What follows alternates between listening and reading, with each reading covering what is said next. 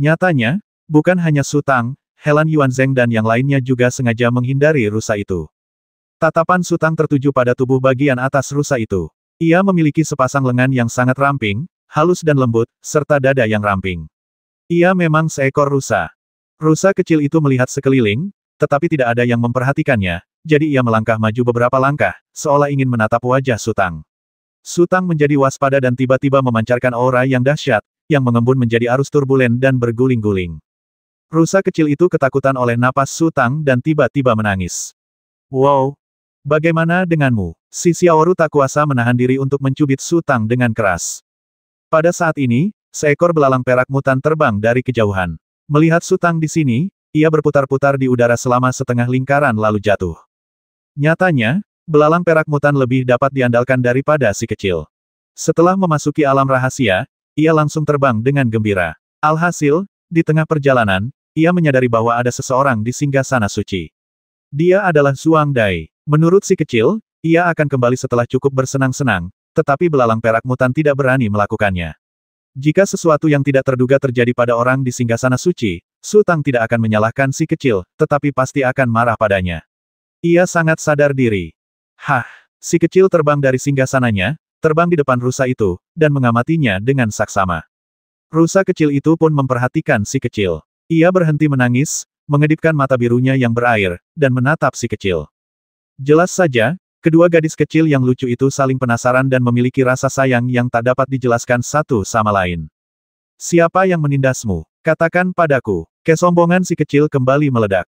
Ia pandai membantu orang lain memperjuangkan keadilan dan menegakkan kebenaran dunia. Aku akan membantumu menghadapinya. Itu dia. Rusa kecil itu langsung bersemangat ketika mendengar seseorang ingin membantunya. Ia mengulurkan ujung jarinya yang seputih salju dan ramping, lalu menunjuk Su Tang. Gadis kecil itu menoleh ke arah yang ditunjuk rusa itu, dan ternyata itu Su Tang. Ekspresinya agak kaku, matanya berputar-putar, dan ia mengerjap, tak tahu harus berkata apa untuk sesaat. Si Xiaoru dan yang lainnya menunggu reaksi si kecil sambil tersenyum. Situasi saat ini sungguh menguji ketangguhan pikiran si kecil. Setelah beberapa saat, gadis kecil itu berbalik dan bertanya, siapa lagi? Dia hanya memilih untuk mengabaikan Su Tang. Itu dia, rusa kecil itu jelas-jelas orang bodoh yang buta dan terus bersikeras. Oh, kalau kamu terus begini, aku nggak akan peduli lagi sama kamu. Si kecil menggaruk kepalanya dengan cemas, lalu mencoba mengedipkan mata padanya. Aku tanya, siapa yang baru saja menindasmu? Rusa kecil itu samar-samar menyadari bahwa orang yang baru saja menindasnya sangat kuat dan tak seorang pun berani menyinggung perasaannya. Ia memikirkannya sejenak dan mengalihkan pandangannya ke Gu Suifeng. Ekspresi Gu Suifeng tiba-tiba berubah. Memikirkan lelucon yang dilakukan si kecil sebelumnya, ia menjadi semakin gugup dan berteriak, apa hubungannya ini denganku? Pak Tua, gampang kok. Si kecil terbang dan mendarat di samping rusa kecil itu, sambil berkata pelan. Lalu rusa kecil itu tersenyum dan mengangguk penuh semangat. Tidak mudah melakukannya dengan ibu di sini. Ayo, ibu ajak kamu bermain dulu, kata si kecil. Baiklah, rusa kecil itu mengangguk. Ikuti aku. Si kecil berbalik dan terbang menuju belalang perak mutan, lalu melambaikan tangan ke rusa kecil, lalu berkata kepada belalang perak mutan Akiao, ayo pergi.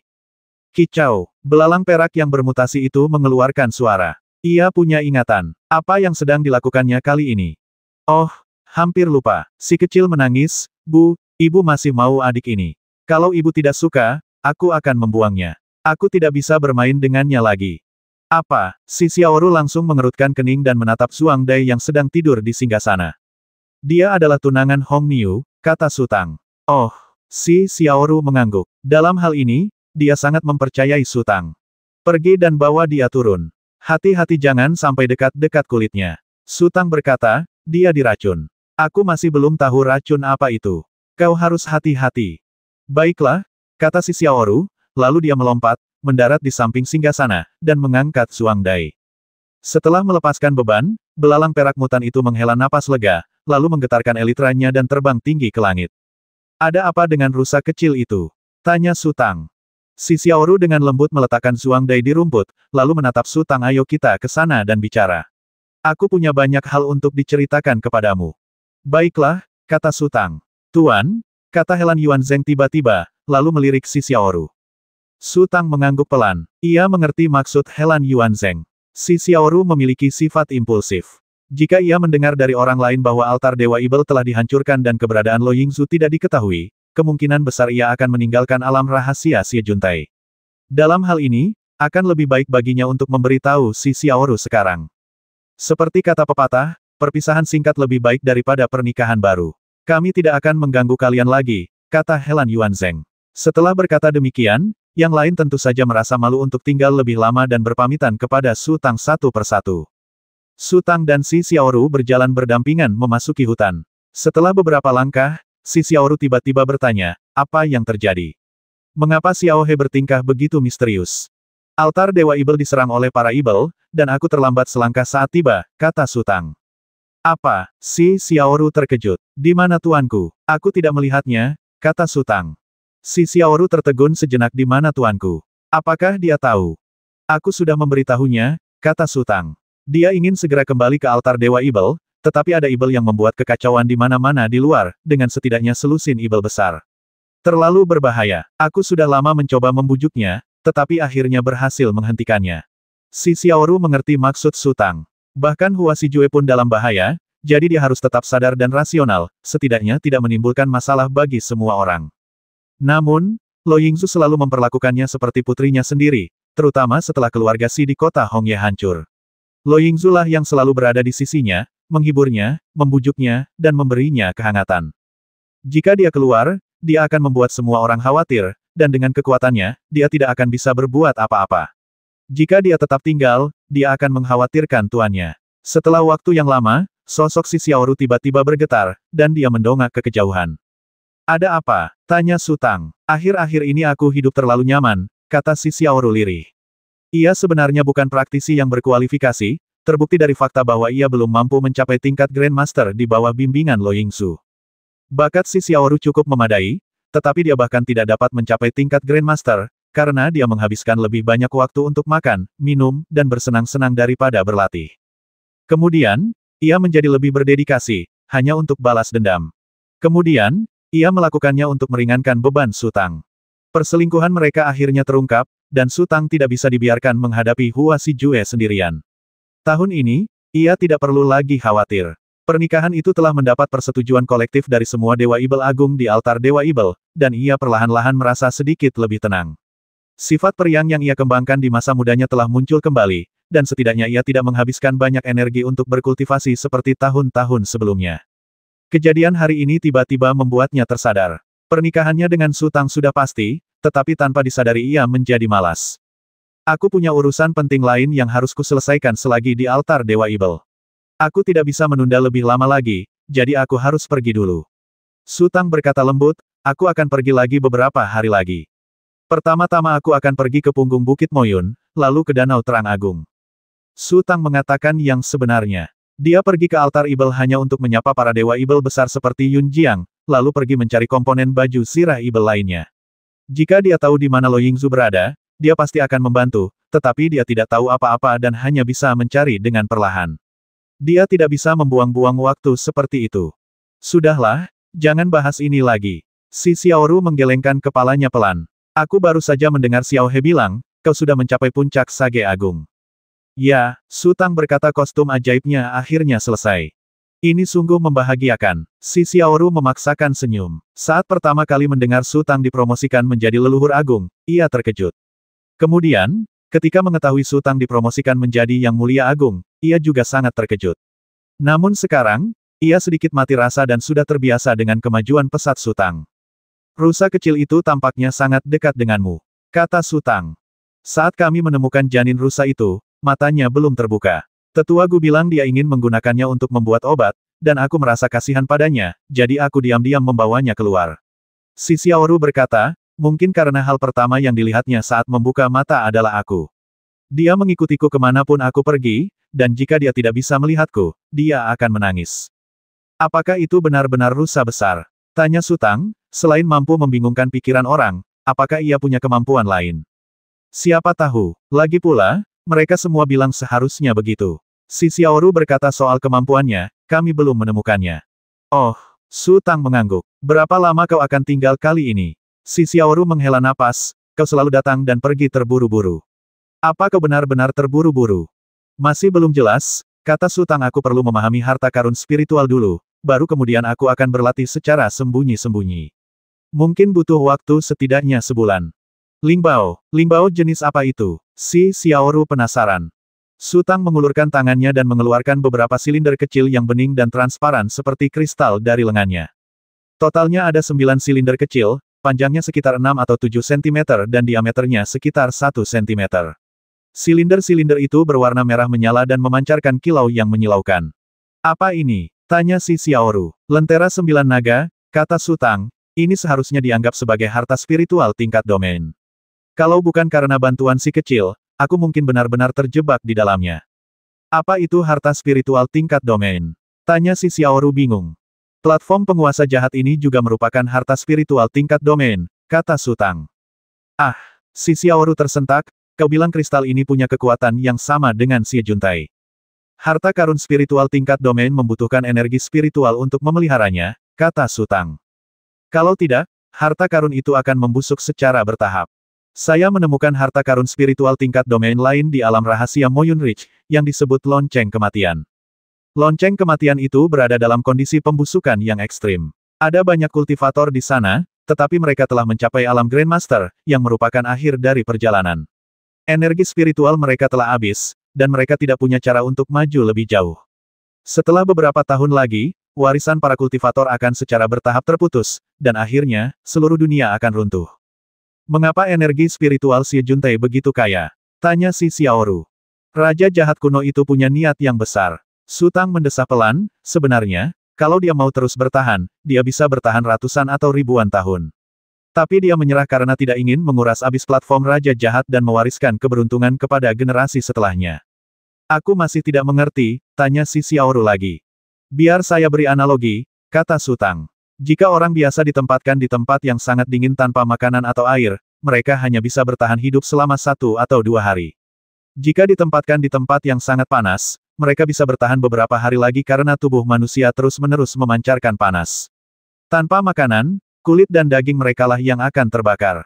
Maksudmu, para praktisi memancarkan energi spiritual. Apapun metode yang digunakan, mereka harus mengisi kembali energi spiritual yang mereka pancarkan, kalau tidak, mereka akan menjadi lemah. Itu benar. Sutang mengangguk dan berkata, energi spiritual yang tersisa di dalam panggung dewa jahat tidak terlalu berarti bagi dewa jahat kuno. Energi itu akan habis dalam beberapa ratus tahun. Tapi bagi kita, itu adalah harta yang tak ternilai. Selain itu, ia menanam banyak sekali ramuan spiritual dan harta karun langka di dalam panggung dewa jahat. Setelah bertahun-tahun dipelihara, panggung dewa jahat telah menjadi seperti sekarang ini. Kalau begitu, si Xiaoru tak kuasa menahan cemberut. Kalau begitu, bukankah kultivasi kita di alam rahasia akan menguras energi spiritual panggung dewa jahat? Suatu hari nanti, panggung dewa jahat juga akan runtuh. Memang benar, kata Sutang sambil tersenyum. Namun, harta spiritual tingkat domain seperti panggung dewa jahat dapat dengan mudah menampung lebih dari 1.000 atau 800 praktisi, tetapi kita sama sekali tidak dapat menguras kolam untuk menangkap semua ikan. Saya menemukan buku harian seorang kultivator ahli kuno di dalam lonceng kematian, yang mencatat banyak kejadian serupa. Seperti menggembala, jika Anda memelihara terlalu sedikit sapi dan domba, mereka tidak akan berkembang. Memelihara terlalu banyak memang hal yang baik, tetapi begitu padang rumput habis, bencana akan datang. Kuncinya adalah menemukan keseimbangan yang tepat. Sayangnya, kultivator ahli kuno itu selalu berhati-hati, dan pada akhirnya, ia tidak dapat melarikan diri. Karena dia mengerti segalanya, mengapa dia tidak bisa melarikan diri? Tanya si Xiaoru. Dia sudah kalah beberapa kali berturut-turut, kata Sutang lembut. Berlatih itu seperti mendayung melawan arus. Jika kau tak bisa maju, kau sedang mundur. Dan beberapa hal memang bukan salahnya. Nasibnya sangat buruk, dan dia terluka parah. Dia akhirnya melarikan diri ke wilayah asalnya untuk berlindung, tetapi ketika dia lengah, dia menemukan bahwa dunia itu tersegel, yang memperburuk lukanya. Dia ingin menggunakan kekuatan para praktisi di dunia manusia untuk menghancurkan segel itu, tetapi Ren Yukou memperoleh pencerahan di medan perang dan mengkhianatinya. Setelah berkata demikian, Sutang mencari sebatang pohon kecil, duduk bersila, lalu meletakkan lentera 9 naga di depan lututnya. Apa yang akan kamu lakukan? Coba kulihat apa rahasia lentera 9 naga ini, kata Sutang. Jika lentera 9 naga benar-benar benih roh tingkat domain, ia mungkin tidak dapat memurnikannya, dan bahkan mungkin akan mengalami serangan balik. Karena itu, ia tidak terburu-buru untuk memurnikannya. Hanya ada dua cara untuk membuat harta spiritual semacam ini mengenali pemiliknya. Pertama, dengan mendapatkan formula ajaib untuk mengendalikan harta spiritual tersebut dan menyesuaikannya secara perlahan. Kedua, dengan menggunakan pikiran spiritual seseorang untuk menghapus semua jejak pemilik sebelumnya. Cara kedua jauh lebih memakan waktu dan berbahaya, tetapi Sutang tidak memiliki formula ajaib tersebut, jadi ia hanya bisa melakukan ini. Kalau begitu aku akan menemanimu, agar tidak ada yang datang dan mengganggumu. Si Xiaoru duduk di bawah pohon besar lain tak jauh dari sana. Sutang menarik napas panjang, dan saat berikutnya, langit biru muda yang tidak berubah selamanya di alam rahasia tiba-tiba meledak dengan kilat, lalu sebuah bola cahaya melewati langit dan jatuh langsung ke arah Sutang. Si Xiaoru terkejut dan secara naluriah berdiri, siap melindungi Sutang. Namun, kecepatan bola cahaya itu sangat cepat. Begitu si Xiaoru baru saja berdiri, bola cahaya itu sudah jatuh dan menghilang ke dalam tubuh Sutang. Tidak apa-apa, suara Sutang hanya sampai ke telinga si Xiaoru saat ini. Si Xiaoru mengamati Sutang dengan saksama, dan tiba-tiba ia menyadari bahwa sikap Sutang telah berubah total. Ketika matanya terbuka dan tertutup, cahaya keemasan menyambar langit, dan rambut hitamnya bergerak tanpa angin. Tekanan berat dan nyata perlahan-lahan meresap ke sekelilingnya, membuat si Xiaoru tiba-tiba menyadari bahwa tempat yang dipilihnya terlalu dekat dengan Sutang, membuatnya merasa tercekik. Detik berikutnya, pandangan Sutang tertuju pada lentera 9 naga. Pilar-pilar kristal itu sedikit bergetar, warna merahnya semakin menyilaukan, dan diwarnai dengan lapisan cahaya keemasan, akhirnya menghadirkan kilau merah keemasan yang menyilaukan. Sutang melepaskan kesadaran ilahinya dan perlahan-lahan menyapukannya ke lentera 9 naga. Tidak ada trik untuk ini. Ia hanya bisa menggunakan kesadaran ilahinya untuk bergetar terus-menerus dengan senjata spiritual tersebut. Ketika ia mencapai tahap tertentu, ia secara alami akan mengembangkan ikatan tertentu dengan senjata spiritual tersebut. Sutang duduk di sana selama 9 hari tanpa bergerak. Si Xiaoru tetap di dekatnya dan memperhatikan Sutang dengan saksama. Pada pagi hari ke-10, Sutang perlahan membuka matanya. Si Xiaoru langsung menyadarinya. Ia perlahan mendekat, menatap lentera 9 naga yang redup, dan berbisik, sudah selesai. Selangkah lebih dekat, Sutang berdiri dan berkata, aku akan keluar sebentar dan segera kembali. Begitu selesai berbicara, Sutang meraih lentera 9 naga dan bergegas menuju pintu keluar alam rahasia. Si Xiaoru sedikit terkejut. Ia tidak tahu apa yang membuat Sutang begitu cemas. Sutang tidak memanggil belalang perak yang bermutasi. Setelah bergegas keluar dari makam Raja Jahat, tubuhnya berubah menjadi seberkas cahaya dan terbang langsung ke utara. Tak lama kemudian, Sutang telah menempuh perjalanan lebih dari 1000 mil dan mendekati puncak Qianqi. Di puncak Qianqi, seorang pria parubaya dan seorang pria tua merasakan fluktuasi kuat yang dipancarkan Sutang dan keduanya tampak terkejut.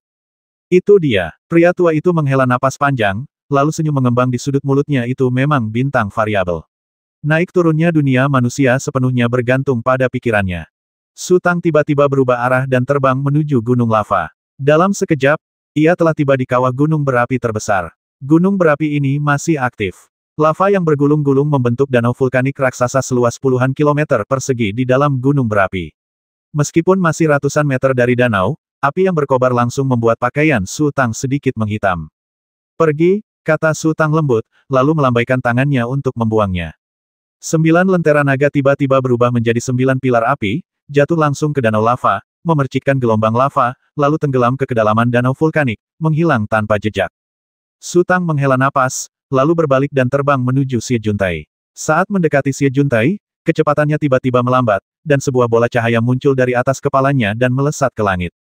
Sutang telah merasakan manfaat klon secara mendalam. Terlepas dari itu, dibandingkan dengan seorang kultivator dengan kualifikasi dan sumber daya yang sama, kecepatan kultivasinya setidaknya 2 kali lipat dari lawannya, karena saat ia berlatih, klonnya juga berlatih. Terlebih lagi, di alam rahasia Xie Juntai, ia tidak berani menggunakan seni kehidupan abadi, sebuah metode latihan yang murni predator dan akan menyebabkan kemunduran Xie Juntai. Namun, klonnya tidak memiliki keraguan. Jauh di angkasa, ia dapat menyerap semua kekuatan spiritual tanpa ampun, terutama pada malam kemunculan Kaisar Liu Jiang. Latihan 1 malam saja sudah cukup untuk dibandingkan dengan latihan puluhan tahun bagi seorang praktisi biasa. Sungai yang dulunya biru jernih telah berubah menjadi merah tua, dan mayat-mayat mengambang tanpa tujuan, bertumpuk seperti batu di pantai berbatu. Di tepi selatan Sungai Bishui, pertempuran berdarah sedang berlangsung. Nan Sanfei, kepala keluarga Nan, memegang tombak emas sepanjang 2 meter. Wajahnya garang dan matanya merah. Ia meraung sambil maju hari ini, tidak ada hidup atau mati. Yang ada hanya maju dan tidak ada mundur, basmi. Basmi. Para tetua keluarga Nan mengikuti dari dekat di belakang Nan Sanfei, sambil mengepulkan awan debu. Formasi tombak naga milik keluarga Nan memang sudah lama terkenal, tetapi di dunia manusia, konflik berskala besar yang bisa disebut bencana alam jarang terjadi. Praktisi lain juga mengetahui kekuatan formasi tombak naga milik keluarga Nan. Kecuali mereka sudah bosan hidup, tak seorang pun berani membuat masalah di tanah air keluarga Nan. Kekuatan formasi tombak naga telah disembunyikan. Hari ini, tak bisa lagi disembunyikan. Ini adalah pertempuran menentukan yang menyangkut hidup dan mati. Totalnya ada lebih dari 70 prajurit tombak naga, maju dari kedua sayap dan mengepung patung Dharma tikus raksasa itu. Di belakang para tetua keluarga Nan terdapat ribuan orang yang hiruk-pikuk, termasuk pria-pria kuat, pria-pria tua berambut putih, wanita-wanita yang masih mengenakan celemek, dan bahkan anak-anak berusia 8 atau 9 tahun. Nan Sanfei mengeluarkan perintah hukuman mati. Keluarga Nan memiliki seorang instruktur tombak bertubuh pendek yang tingginya hanya sekitar 1 meter.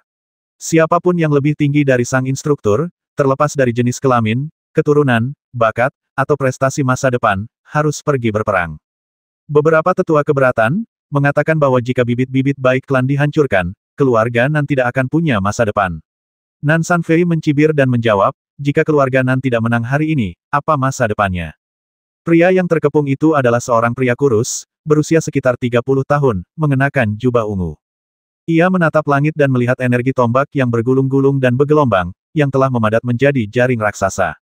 Secercah ketakutan muncul di wajahnya. Ia telah terlibat dengan keluarga Nan selama 2 hari dan telah menderita kerugian lebih dari sekali akibat formasi tombak naga. Ia pikir ia telah mendapatkan lawan yang sepadan, tetapi ia tidak menyangka keluarga Nan akan begitu sulit dihadapi. Ia berencana untuk menunggu beberapa hari dan menunggu rekan-rekannya tiba sebelum bertindak. Namun, ia tidak mau menyerah sampai ia mendapatkan beberapa gigitan daging di ujung jarinya. Fondasi keluarga Nan secara alami jauh lebih rendah daripada altar Dewa Ibel. Namun, ketika altar Dewa Ibel diserang, Wei Qilu berada di pegunungan Moyun, Sikong Chuo, Hua Xijue, Bai Xingjian, Ning Zanqi, Huo Mingxi, dan lainnya berada di Xie Juntai. Hanya Qi-Xiang dan Yun Jiang yang tersisa di altar Dewa Ibel, begitu pula Huyan Zhengmu yang terluka parah dan belum pulih. Altar itu hampir kosong, dan murid-murid lainnya tidak dapat memainkan peran apapun dalam pertempuran di tingkat alam suci, sehingga mereka hampir tidak dapat memberikan perlawanan yang efektif dan hancur. Keluarga Nan berbeda. Formasi tombak keluarga Nan tidak pernah takut akan perkelahian kelompok. Mereka pandai memanfaatkan mayoritas untuk menindas minoritas, dan mereka juga pandai memanfaatkan mayoritas untuk mengalahkan mayoritas. Hal paling beruntung bagi keluarga Nan adalah mereka menghadapi mata rantai terlemah di 18 meridian Yanyun. Jika mereka berhadapan dengan teknik ram milik Ibel Kalajengking, sekuat apapun formasi tombak itu, pasti sudah hancur sejak lama. 18 monster Yanyun masing-masing memiliki kekuatannya sendiri, ada yang berkulit tebal dan berdaging, ada pula yang lincah, tetapi monster tikus ini tidak memiliki keahlian apapun. Satu-satunya kelebihannya adalah senjata spiritualnya, sebuah kerucut panjang yang memancarkan cahaya perak. Senjata itu telah dihancurkan beberapa kali oleh formasi tombak naga keluarga Nan, tetapi dapat dipulihkan dengan cepat setiap kali. Energi senjata yang kacau dan bergulung-gulung di langit tiba-tiba menjadi teratur setelah Nan Sanfei menembakkan senjatanya. Energi itu mengikuti energi senjata Nan Sanfei dan secara bertahap mengembun menjadi naga yang bergulir sepanjang lebih dari 1000 meter. Inilah bagian tersulit dari formasi tombak keluarga Nan, sekaligus rahasia kemampuan spiritual keluarga Nan. Energi yang dilepaskannya dapat digabungkan menjadi satu. Nan Sanfei, sebagai inti formasi, mampu mengintegrasikan kekuatan semua prajurit bersenjata, memungkinkannya, yang berada di level Sein, untuk melepaskan kekuatan yang setara dengan seorang Grid Sage. Nan Sanfei, apa kau masih keras kepala dan membangkang, mencoba melawan Yang Mulia? Pria kurus itu berteriak, saat bala bantuan kami tiba, kami pasti akan menghabisi keluarga Nanmu dan tak akan meninggalkan sehelai pun rumput. Nan Sanfei mencibir. Ia telah mengirim orang ke altar Dewa Ibel dan tahu apa yang terjadi di sana. Ia bertekad untuk bertarung sampai mati. Ini adalah perang tanpa kompromi. Ini adalah pilihan hidup atau mati. Saat berikutnya, Nan Sun terbang ke udara, mengarahkan tombak emas di tangannya ke arah pria kurus itu. Boom! Seekor naga raksasa sepanjang lebih dari 1000 meter meraung dan menukik turun dari langit. Pria kurus itu menggertakkan giginya dan jatuh ke tanah. Nan Sanfei mengangkat tombak di tangannya ke udara, dan naga yang menukik itu tampak memiliki kehidupannya sendiri, menggambar busur dan meraung ke langit. Dalam sekejap mata, pria kurus itu muncul dari pantai di tepi sungai Bishui, meregangkan tubuhnya sedikit, dan menatap Nan San Fei di kejauhan dengan frustrasi. Citra dharmanya tak sanggup menahan hantaman sekuat itu. Jika ia tak mampu mematahkan kekuatan tombak itu, ia tak akan mampu melangkah lebih jauh. Pada saat ini, seorang pria kekar menggendong seorang pria aneh yang sangat jelek keluar dari bawah pantai. Ia berdiri lebih dari 10 meter di belakang pria kurus itu, dengan senyum konyol di wajahnya, menatap punggung pria kurus itu dengan rasa ingin tahu. Pria kurus itu memusatkan seluruh perhatiannya pada Nan San Fei. Lagi pula, naga raksasa itu masih berputar-putar di udara dan dia tidak menyadari ada yang aneh. Nan San Fei, kau memaksaku melakukan ini, jadi jangan salahkan aku karena bersikap kejam, kata pria kurus itu dengan nada sinis, lalu mengulurkan tangannya, dan sebuah teratai biru muda muncul di telapak tangannya. Kemudian, lelaki kurus itu perlahan mengangkat teratai biru muda di atas kepalanya, dan auranya tiba-tiba menyapu ke segala arah. Pria kekar di belakang sepertinya mencium sesuatu yang menyenangkan, mengendus, lalu mengalihkan pandangannya ke teratai biru muda. Kilatan cahaya putih memancar dari mulutnya bagai kilat. Tak seorang pun bisa melihat apa yang terjadi, tetapi teratai biru muda di tangan pria kurus itu lenyap entah kemana, sementara pria kekar itu mengunyahnya dengan keras. Pria kurus itu sedang berusaha keras mengalirkan pembuluh darah spiritualnya, ketika tiba-tiba ia merasa energi spiritualnya telah kehilangan dukungan dan tangannya terasa lebih ringan. Baru saat itulah ia menyadari bahwa harta karunnya telah hilang. Kemudian, raut wajah ngeri muncul di wajahnya. Ia tiba-tiba menoleh dan melihat pria kuat di hadapannya. Kau, menyadari pria kekar di hadapannya tampak sedang mengunyah sesuatu, mata pria kurus itu langsung memerah saat ia memikirkan bunga teratai yang lenyap dari tangannya. Ia lalu meraung marah, beraninya kau. Sebelum ia selesai berbicara, pria kurus itu tiba-tiba menyodorkan paku panjang di tangannya. Paku itu menimbulkan hembusan angin kencang di udara dan menusuk tepat ke alis pria tegap itu. Pada saat ini, monster jelek di punggung pria kuat itu bergerak. Gumpalan asap kelabu melilitnya seperti ular dan hanya menyentuh duri panjang itu sedikit. Pria kurus itu menjerit dan terhuyung mundur. Kemudian, orang aneh itu meninggalkan punggung pria tegap itu dan berjalan perlahan ke depan. Melihat penampilan pihak lain yang sangat aneh, pria kurus itu tak kuasa menahan diri untuk melebarkan matanya. Kau, pria kurus itu tampak agak linglung. Tiba-tiba ia teringat sebuah legenda yang tertanam dalam jiwanya. Konon, bertahun-tahun yang lalu, belum ada kultivator di 3 alam manusia, ibel, dan monster. Ras manusia masih berada dalam kondisi kesukuan yang paling primitif. Meskipun ras ibel kuat, mereka belum mengembangkan kecerdasan. Ras ibel masih menjalani kehidupan migrasi seperti burung yang bermigrasi. Satu-satunya orang bijak di dunia adalah pohon takdir kuno, yang melindungi banyak sekali kehidupan. Tiba-tiba suatu hari, seorang kultivator yang sangat kuat memasuki wilayah asal. Ia terluka parah dan sekarat. Mungkin kebetulan, atau mungkin kehendak dewa, ia jatuh di samping pohon takdir kuno. Kekuatan kultivator itu tak terkira. Meskipun hidupnya hampir berakhir dan ia berada di ranjang kematiannya saat ia muncul, ia masih hidup selama beberapa dekade. Ia mengajari pohon takdir kuno berbicara, mengajari pohon takdir kuno berlatih, dan juga membiarkan pohon takdir kuno memahami keajaiban di luar angkasa. Itu adalah sistem bahasa lengkap pertama yang muncul di dunia. Oleh karena itu, ketiga ras manusia, ibel, dan monster di kemudian hari selalu menggunakan bahasa itu untuk berkomunikasi satu sama lain. Terlebih lagi, kultivator itu membawa serta makhluk hidup yang tak terhitung jumlahnya, yang tersebar di 3 alam dan menjadi pemimpin suku-suku kehidupan cerdas primitif yang tak terhitung jumlahnya, yang menyebabkan perubahan yang mengguncang bumi dalam tingkat peradaban. Setelah puluhan tahun akur, sang kultivator dan pohon takdir kuno menjadi sahabat karib. Pohon takdir kuno tak tega melihat sahabatnya mati, sehingga ia mengorbankan separuh jiwanya untuk menyelamatkan nyawa sahabatnya. Sayangnya, upaya pohon takdir kuno tidak menyelamatkan apapun. Setelah memperoleh separuh jiwa pohon takdir kuno, sang kultivator menjadi generasi pertama penguasa kehidupan. Di saat-saat terakhir sebelum kematiannya, ia menggunakan kekuatan magisnya yang luar biasa untuk mengubah jiwa pohon kehidupan kuno menjadi sebuah warisan dan menyegelnya di 3 alam. Setelah kematian praktisi tersebut, pohon takdir kuno tenggelam dalam duka yang panjang, tak mampu melepaskan diri. Kemudian, sebuah ide muncul tak terkendali di benaknya. Ia ingin meninggalkan dunia ini dan melihat langit berbintang yang disebutkan temannya. Bertahun-tahun berlalu, dan 3 alam perlahan-lahan menjadi penuh vitalitas. Jumlah praktisi semakin banyak, dan pohon takdir kuno akhirnya memutuskan untuk pergi. Ia tahu bahwa teman-temannya telah menyegel separuh jiwanya di 3 alam, sehingga 3 alam tidak akan pernah layu, dan ia tidak perlu mengkhawatirkannya lagi.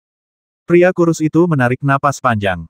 Ia bisa merasakan gelombang aneh memancar dari pihak lawan. Meskipun gelombang itu sangat samar dan diselimuti aura kegelapan dan kejahatan yang dahsyat, ia dapat mengenali bahwa gelombang ini adalah sesuatu yang telah dicari para ibel selama bertahun-tahun. Kau, sang penguasa takdir, Wu Kang. Kata lelaki kurus itu dengan susah payah. Wu Kang, orang aneh yang sangat jelek itu tertawa saat aku sekarat, setitik jiwaku tercerai-berai, dan Wu Kang hanya mendapatkan setitik jiwa ini. Kalau begitu, kamu, Zhou Buyi, tanya lelaki kurus itu ragu-ragu. Ya, aku Zhou Buyi. Pria aneh yang sangat jelek itu mengangguk, lalu mengalihkan pandangannya ke Nan San Fei yang melayang di udara Nan San Fei. Ya, Nan San Fei menjawab dengan suara rendah, siapa kamu? Kau sudah mendengarnya, jadi kenapa bertanya lagi? Kata si aneh yang sangat jelek itu pelan. Lalu ia mengangkat tangannya dan menunjuk naga raksasa yang terbentuk dari pasukan tombak yang tak terhitung jumlahnya yang melayang di langit. Sekuntum bunga abu-abu melesat dari ujung jarinya, lalu dengan cepat membesar dan berubah menjadi bunga raksasa berjari-jari puluhan meter. Bentuk bunga raksasa itu sangat aneh, tepinya ditutupi bulu-bulu bunga yang miring seperti duri, dan kelopaknya seperti naga panjang yang meliuk-liuk. Bunga tiga kehidupan. Pria kurus dan Nan San Fei berteriak kaget. Detik berikutnya, bunga tiga kehidupan menghantam naga raksasa itu. Naga yang panjangnya lebih dari 1000 meter itu berputar dengan hebat dan langsung berubah menjadi arus deras yang tak terhitung jumlahnya. Tubuh Nan San Fei tiba-tiba bergetar, dan ia memuntahkan seteguk darah. Ia mundur lebih dari 10 meter dan meraung, apa maksudmu, Tuan? Berhentilah saling membasmi. 3 alam manusia, ibel, dan monster seharusnya menjadi satu keluarga. Monster yang sangat buruk rupa itu berkata perlahan, aku punya ambisi besar untuk memulihkan perdamaian di 3 alam. Nan San Fei, mau ikut denganku? Nan San Fei tercengang. Ia mengerti bahwa lawannya memiliki kekuatan yang luar biasa. Formasi tombak naga andalan keluarga Nan memang dapat menjebak para praktisi di alam suci agung, tetapi di hadapan lawan, formasi itu serapuh kertas. Serangan sebelumnya dapat dengan mudah mematahkan kekuatan tombak yang dipadatkan oleh formasi tombak naga, dan tentu saja dapat membasminya seketika. Akan tetapi, dia sama sekali tidak mau menundukkan kepalanya karena alasan yang tidak dapat dijelaskan seperti itu. Aku tidak akan memaksamu, kata pria yang sangat buruk rupa itu. Menjelang akhir tahun dan menjelang tahun baru, aku akan menyelenggarakan konferensi 3 alam di Paviliun Yun Xiao. Kau boleh datang atau tidak. Aku masih punya waktu lebih dari sebulan untuk memikirkannya. Nan San Fei terdiam, dia tidak tahu harus berkata apa. Bagaimana denganmu? Maukah kau mengikutiku? Monster yang sangat jelek itu menoleh ke arah setan tikus. Ibel tikus itu tanpa sadar mundur selangkah. Aura yang dipancarkan pihak lain membuatnya merasa jijik dan takut. Ketika takdir kuno pergi, ia tidak menyangka bahwa keturunan yang dilahirkannya akan perlahan layu karena kekurangan nutrisi dari jiwa. Baik di dunia manusia, dunia ibel, maupun dunia ibel, tidak ada pohon takdir yang hidup. Hal ini tidak berdampak banyak pada ras manusia dan ibel, tetapi berakibat fatal bagi ras ibel. Tanpa restu Kaisar Suci, kemajuan mereka akan menjadi sangat lambat, dan banyak warisan yang perlahan menghilang. Hanya dengan menemukan penguasa takdir, pohon takdir yang layu itu dapat dihidupkan kembali, atau generasi terakhir Kaisar Suci dapat ditemukan. Jika tidak, nasib ras ibel pasti akan merosot. Pihak lain memancarkan aura sang penguasa takdir, tetapi bagaimana mungkin sang penguasa takdir seperti ini? Aura itu penuh dengan kegelapan, dingin, tirani, dan bau kematian, yang sepenuhnya bertentangan dengan misi sang penguasa takdir. Namun, pihak lain dapat menghancurkan formasi tombak naga keluarga Nan dalam sekejap. Apa konsekuensinya jika ia menolak? Setelah beberapa saat, ibel tikus itu akhirnya membuat pilihan. Ia menundukkan kepala dan berbisik, aku bersedia mengikutimu, tuanku. Oke, pria aneh yang sangat jelek itu tidak menatap Nan San Fei lagi, atau lebih tepatnya, ia merasa pesan yang ia sampaikan sudah cukup. Kemudian tubuhnya perlahan melayang dan mendarat di punggung pria kuat di belakangnya. Kemudian, pria kuat itu pun terbenam ke dalam tanah. Ibel tikus itu buru-buru mengaktifkan kemampuan spiritualnya dan terbang ke tepi utara Sungai Bishui. Ia mengucapkan beberapa patah kata kepada para praktisi yang menunggu di sana, lalu ia pun terjun ke tanah. Para praktisi itu berbalik dan buru-buru mundur. Dalam sekejap mata, tepi utara Sungai Bishui, yang awalnya dipenuhi aura pembasmi, menjadi sunyi senyap. Nan San Fei, memegang tombak emas, berdiri di tepi selatan Sungai Bishui, matanya tampak sedikit bingung. Setelah waktu yang tidak diketahui, lelaki kuat itu muncul dari hutan ribuan mil jauhnya dari Sungai Bishui dan dengan hormat meletakkan lelaki asing itu telentang di tanah. Tuan, istirahatlah dulu. Saya akan mencari makan, ibel tikus itu keluar dan berkata sambil tersenyum. Silakan, si aneh yang sangat jelek itu mengangguk. Tuan, ada sesuatu yang ingin kukatakan, tapi aku bingung apakah harus mengatakannya atau tidak. Kata lelaki tegap itu dengan suara polos. Silakan, Zhou Buyi menunjukkan senyum yang tak tertahankan. Tuan, orang-orang itu dan tikus di depan kita semua membencimu, kata pria kuat itu. Aku tidak punya, ibel tikus itu belum pergi. Mendengar itu, ia begitu ketakutan hingga jiwanya melayang keluar dari tubuhnya. Ia melompat dan berkata, "Hei, dasar orang menyebalkan, aku tidak memprovokasimu, kenapa kau memfitnahku?" Tenanglah, Zhou Buyi tersenyum dan mengulurkan tangannya, menekan telapak tangannya, memberi isyarat kepada ibel tikus itu untuk tenang. Xiao Zhou bukan tipe orang yang suka membuat masalah. Setelah menghabiskan lebih banyak waktu denganku, kau tentu akan mengerti. Xiao Zhou, silakan lanjutkan. Pria kekar itu memelototi setan tikus itu, lalu menatap Zhou Buyi. Tuan, Anda seharusnya sudah memperbaiki tubuh Anda sejak lama, mengapa Anda tidak memperbaiki penampilan Anda? Mengapa kamu ingin membuat dirimu terlihat lebih baik? Tanya Zhou Buyi sambil tersenyum. Ini, pria kekar itu menggaruk kepalanya lalu berkata, kalau kamu tampan, tentu saja kamu akan mendapat lebih banyak keuntungan. Ambil contoh penipu yang kutemui terakhir kali. Dia sangat tampan, dan aku suka serta percaya padanya, jadi aku menunggunya begitu lama. Itu cuma kulit yang bau. Zhou Buyi menggeleng hatiku setinggi bulan yang terang, kenapa aku harus khawatir dengan keburukan kulit ini? Tuan, saya tahu penampilan saya tidak penting, tapi mereka tidak tahu itu, kata pria kekar itu. Tuan, dengarkan saya, tampan memang memberi keuntungan. Kalau Anda berpenampilan seperti pembohong itu, orang-orang dari keluarga Nan mungkin sudah setuju untuk mengikuti Anda sejak lama. Jika mereka memahami kebaikan yang lebih besar dan aspirasiku, bahkan jika aku 100 kali lebih buruk, mereka akan terinspirasi dan dengan senang hati mengikutiku, kata Zhou Buyi. Jika mereka menyimpan niat buruk, secantik apapun aku, pada akhirnya mereka akan meninggalkanku. Hehehe, sudahlah. Biarlah wajahku menjadi batu ujian untuk mengukur hati orang-orang, bukankah itu lebih baik? Pria kuat itu begitu cemas hingga ia menggaruk kepalanya. Gagasan tuannya agak ekstrim, tetapi ia terlalu bodoh untuk berbicara dan tidak tahu bagaimana membujuknya. Apakah pembohong yang kau sebutkan benar-benar memiliki fluktuasi aura yang sama denganku? Tanya Zhou Buyi lagi. Benar, pikiran pria tegap itu teralihkan entahlah metode apa yang dia gunakan agar bisa berpura-pura begitu meyakinkan. Kamu tidak mengerti, kata Zhou Buyi lembut. Guru, apakah ini penting bagi Anda? Tanya pria kuat itu. Tentu saja penting, kata Zhou Buyi perlahan. Sejak aku keluar dari pengasingan, aku menyadari sesuatu yang tidak biasa pada Dao Tianyun. Tuan, apakah dia mendapatkan jiwa Wukang? Tanya pria kuat itu lagi. Aku sudah mengambil kembali semangat itu. Zhou Buyi menggelengkan kepalanya. Kalau aku menyingkirkannya, aku akan mendapatkan seluruh warisannya. Kurasa, dia juga berpikiran sama. Su Tang tidak tahu bahwa seseorang sedang memikirkannya. Aura kuat yang muncul secara misterius di atas panggung Dewa Jahat hari itu hanya membuatnya sedikit waspada, tetapi ia tidak tahu apa artinya. Kemudian, setelah mencari kemana-mana tanpa hasil, ia hanya bisa mengesampingkannya.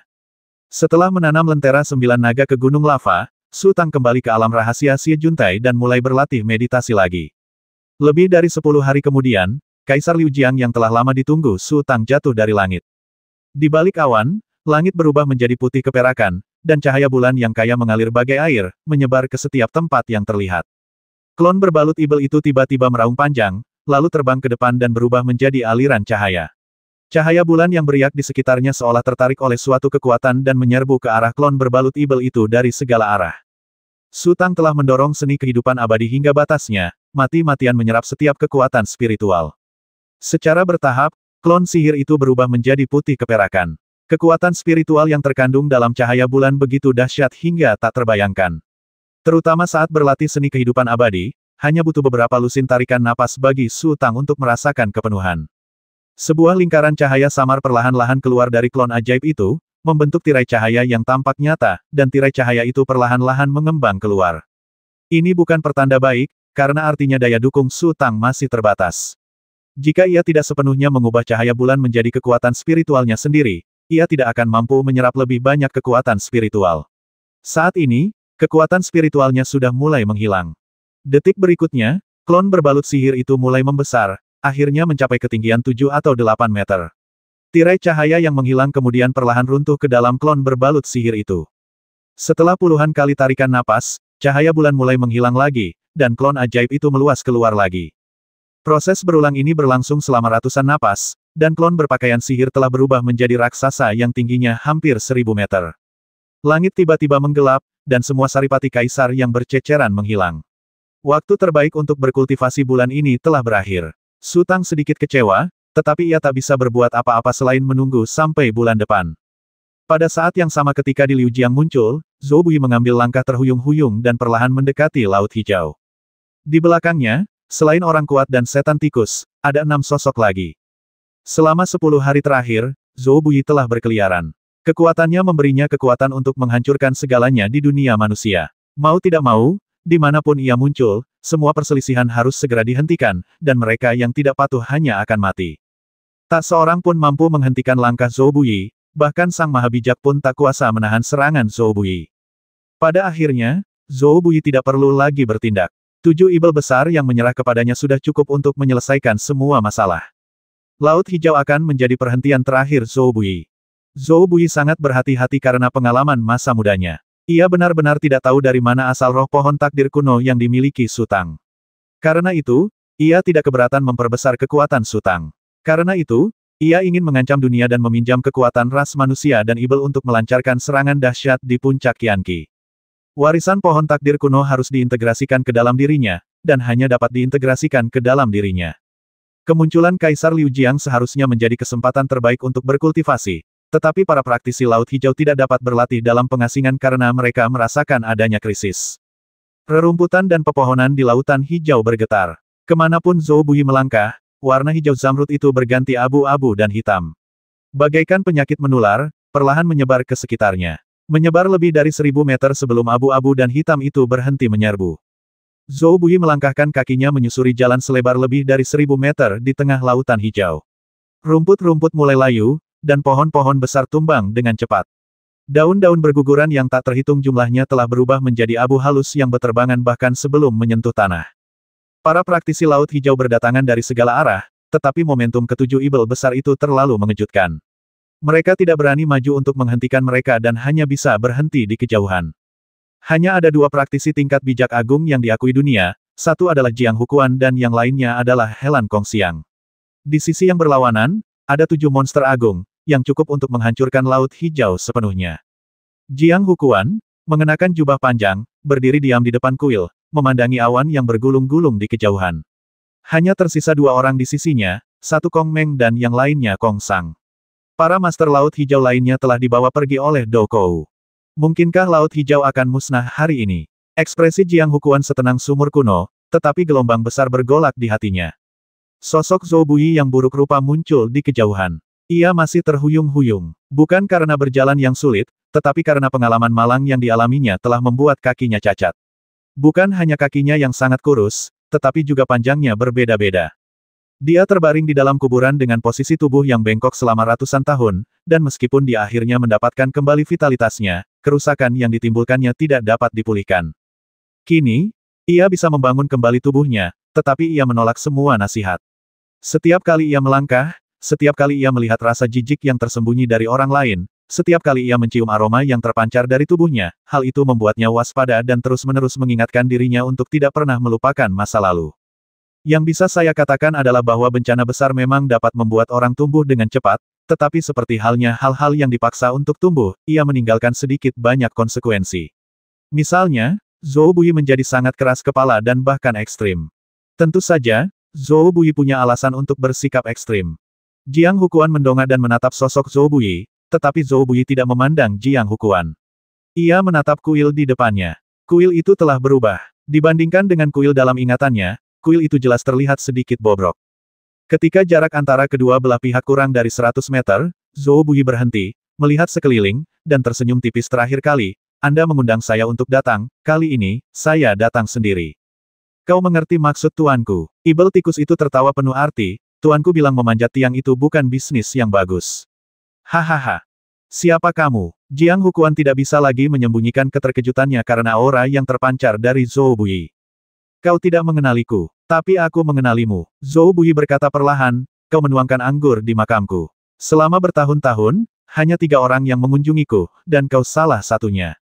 Apakah kamu Zhou Bui? Atau Wu Kang? Jiang Hukuan terkejut. Saat pertama kali mengetahui kebenarannya, ia dipenuhi amarah. Ia percaya bahwa apapun alasannya, para praktisi Laut Hijau tidak boleh menyakiti penguasa kehidupan, jadi ia pergi mengunjungi makam Zhou Buyi dan Wukang. Namun, seiring bertambahnya pengetahuannya tentang kebenaran, ia perlahan-lahan mengubah pendiriannya. Zhou Buyi mengucapkan 3 kata. Tubuh Jiang Hukuan bergetar hebat tanpa sadar. Tentu saja ia tahu tentang keberadaan aula kelahiran kembali, tetapi pengaturan di dalam aula kelahiran kembali sangat ketat, terutama identitas aula utama, yang hanya diketahui oleh tanggal 1 Januari, tanggal 2 Februari, tanggal 3 Maret dan beberapa Supreme. Jiang Hukuan tidak memiliki saluran untuk menjelajahi rahasia inti aula kelahiran kembali. Awalnya aku anak biasa, tapi kalianlah yang mengundangku ke sini dan memberiku nasib yang sama sekali berbeda. Zhou Buyi berkata dengan santai, ngomong-ngomong, aku benar-benar tidak tahu apakah aku harus membencimu atau berterima kasih padamu. Jiang Hukuan terdiam. Ia tak bisa berkata apa-apa. Jika tidak ada rahasia, jika semua prinsip dan pendirian dikesampingkan, dan jika seseorang hanya mengevaluasi kejadian itu, Zhou Buyi pastilah korban. Karena kau pernah datang mengunjungiku sebelumnya, aku akan memberimu pilihan. Zhou Buyi berkata lembut, minggir. Aku ingin melihat apa yang tersembunyi di kuil Laut Hijau. Atau, aku bisa membasmimu lalu masuk. Maafkan aku. Jiang Hukuan menggelengkan kepalanya perlahan. Kong Sang dan Kong Meng di samping Jiang Hukuan tersenyum getir. Mereka mengerti bahwa Jiang Hukuan telah mengambil keputusan.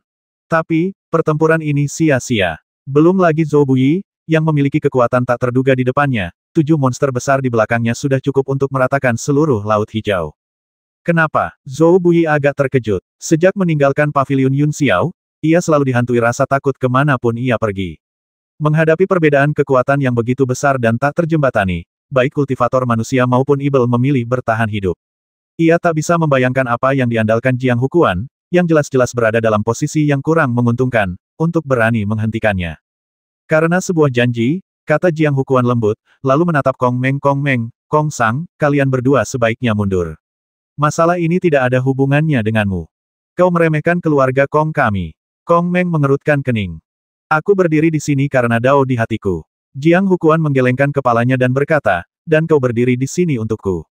Aku tidak ingin berutang karma apapun saat ini. Jika kalian mundur, aku akan terbebas dari semua kekhawatiran. Kong Meng terdiam, lalu mundur beberapa langkah, membungkuk ke punggung Jiang Hukuan, lalu menghela napas panjang.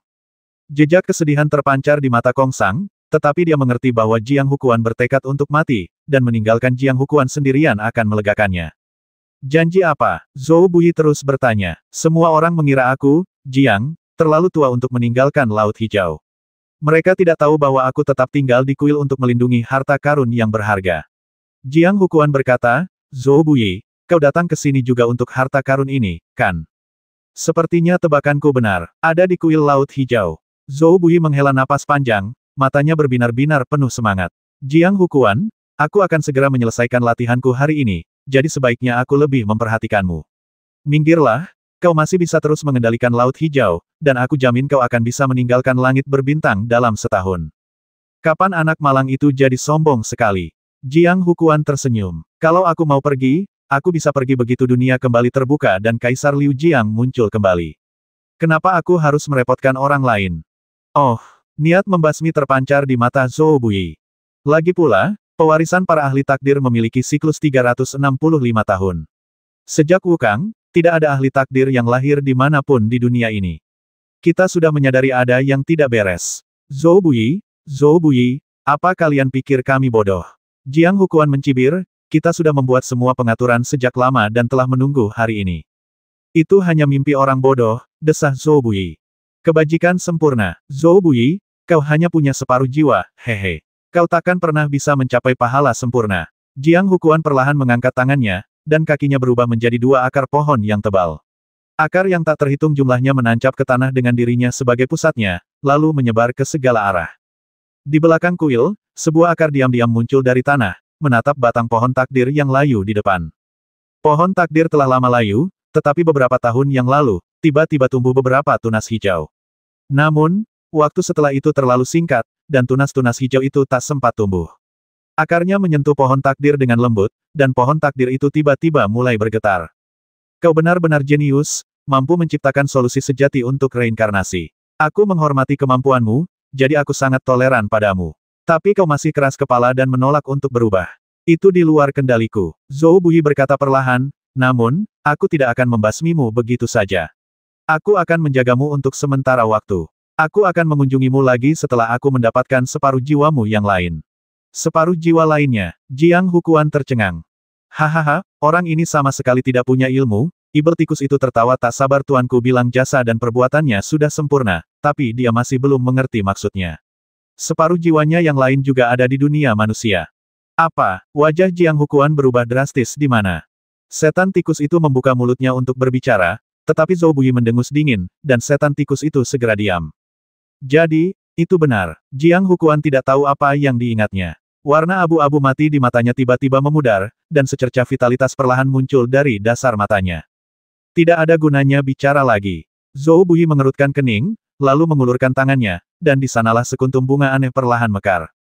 Pada saat ini, serangkaian suara gemuruh yang memekakkan telinga tiba-tiba datang dari belakang kuil, dan kemudian gelombang kejut yang sangat dahsyat menyapu kuil dan menyapu kerumunan. Kuil yang sudah hancur itu tak mampu menahan gempa dahsyat seperti itu dan runtuh berkeping-keping. Beberapa monster besar hampir tak mampu menjaga keseimbangan, dan hampir semua praktisi Laut Hijau di sekitar mereka tersapu angin kencang. Bahkan Kong Meng dan Kong Sang pun terhempas ke udara. Mereka tak mampu menahan gelombang kejut dan terpaksa mengapung tertiup angin. Hanya Zhou Buyi yang berdiri tegak di sana. Ia melihat sekeliling dengan ekspresi terkejut karena merasakan fluktuasi kekuatan spiritual. Di belakang kuil, pohon takdir yang layu perlahan menjulang di udara. Di bawahnya terdapat puluhan juta akar. Ada beberapa benda seperti kepompong yang menggantung di antara akar-akar tersebut. Embusan angin bertiup kencang, mengacak-acak akar di luar salah satu kepompong, menampakkan wajah tua di dalamnya. Lelaki tua itu tampak sudah lama berhenti bernapas, penampilannya membusuk, dan kulitnya kusam dan tak bernyawa, tetapi sesaat kemudian, ia tiba-tiba terbatuk kesakitan, dan matanya sulit dibuka. Pada saat yang sama, Jiang Hukuan telah mengaktifkan pembuluh darah spiritualnya, dan tubuhnya menghantam batu bata dan batu yang jatuh seperti tetesan hujan, dan terbang mundur. Mau pergi, teriak Zhou Buyi dengan marah, lalu melemparkan bunga tiga kehidupan itu. Jiang Hukuan menarik napas dalam-dalam, dan urat-urat spiritualnya mengalir deras. Ia berputar dan mendorong dengan tangannya, dan sebuah pusaran yang berputar cepat melesat keluar, menuju bunga tiga kehidupan. Boom! Pusaran air yang dilepaskan Jiang Hukuan hancur berkeping-keping, dan arus deras yang tak terhitung jumlahnya bergulung ke segala arah, namun bunga tiga kehidupan tidak berpengaruh dan terus membombardir sosok Jiang Hukuan. Namun, Jiang Hukuan tampaknya telah mengantisipasinya. Sebelum tabrakan, ia telah berulang kali memutar tangannya, menciptakan serangkaian pusaran air. Bum bum bum bum. Pusaran air itu hancur total, dan saat berikutnya, bunga tiga kehidupan mendekati Jiang Hukuan. Jiang Hukuan meraung, dan sebuah bayangan melayang keluar dari tubuhnya, lalu berubah menjadi raksasa, mengulurkan telapak tangan sebesar gunung, dan menerkam bunga tiga kehidupan. Boom! Gambaran Dharma Jiang Hukuan hancur berkeping-keping seperti kertas, dan kesadaran spiritualnya terdampak hebat, menyebabkan Jiang Hukuan tanpa sadar membuka mulutnya dan memuntahkan seteguk darah. Namun, kekuatan bunga tiga kehidupan akhirnya habis, dan Jiang Hukuan menggunakan kekuatan itu untuk terbang mundur dan mundur ke akar pohon takdir. Sosok Zhou Buyi berkelebat dan muncul di bawah bunga tiga kehidupan, kemudian bunga tiga kehidupan terbang ke depan lagi. Kali ini, Jiang Hukuan tak mampu lagi melawan. Bunga tiga kehidupan menghantam Jiang Hukuan dengan kekuatan dahsyat. Pada saat ini, akar-akar pohon takdir yang tak terhitung jumlahnya memancarkan cahaya bintang, dan kemudian bunga tiga kehidupan menabrak akar-akar itu. Bum bum bum. Akar-akar pohon takdir yang tak terhitung jumlahnya mulai bergetar hebat, dan bunga tiga kehidupan tiba-tiba terpental keluar dan menghantam Zhou Buyi. Zhou Buyi, dewa sejati meninggalkan warisan yang tak terhitung jumlahnya, tapi berapa banyak yang telah kau peroleh? Haha, senyum sinis Jiang Hukuan muncul dari akar pohon takdir. Itu, Shen Jin. Zhou Buyi tertegun sejenak, lalu berteriak, serahkan padaku. Bunga tiga kehidupan telah berubah menjadi hitam pekat. Di bawah bimbingan kekuatan spiritual Zhou Buyi yang luar biasa, bunga itu berkembang menjadi bunga raksasa berdiameter ratusan meter. Bunga itu berguling ke arah pohon takdir dengan kekuatan dahsyat. Kelopak-kelopaknya yang tajam bagaikan ular roh yang tak terhitung jumlahnya, meliuk-liuk ke arah pohon takdir. Boom! Sebuah retakan tiba-tiba muncul di udara di sekitar pohon takdir. Retakan kecil itu, yang panjangnya hanya beberapa meter, langsung menyedot pohon takdir kuno yang besar itu, lalu menghilang tanpa jejak. Bunga tiga kehidupan yang menerjang ke arahnya dengan kecepatan penuh, tidak mengenai apapun dan terus terbang ke depan. Tidak, Zhou Buyi melolong kesakitan. Beberapa ibel besar yang datang setelah mendengar berita itu saling berpandangan. Mereka melihat kekhawatiran di mata masing-masing. Mereka bisa merasakan ada yang tidak beres, tetapi mereka tidak bisa mengungkapkan kekeliruan itu secara langsung dan jelas dengan kata-kata. Faktanya, penampilan Zhou Buyi agak terlalu intens. Jika itu Su Tang, dia pasti tidak akan kehilangan ketenangannya seperti itu.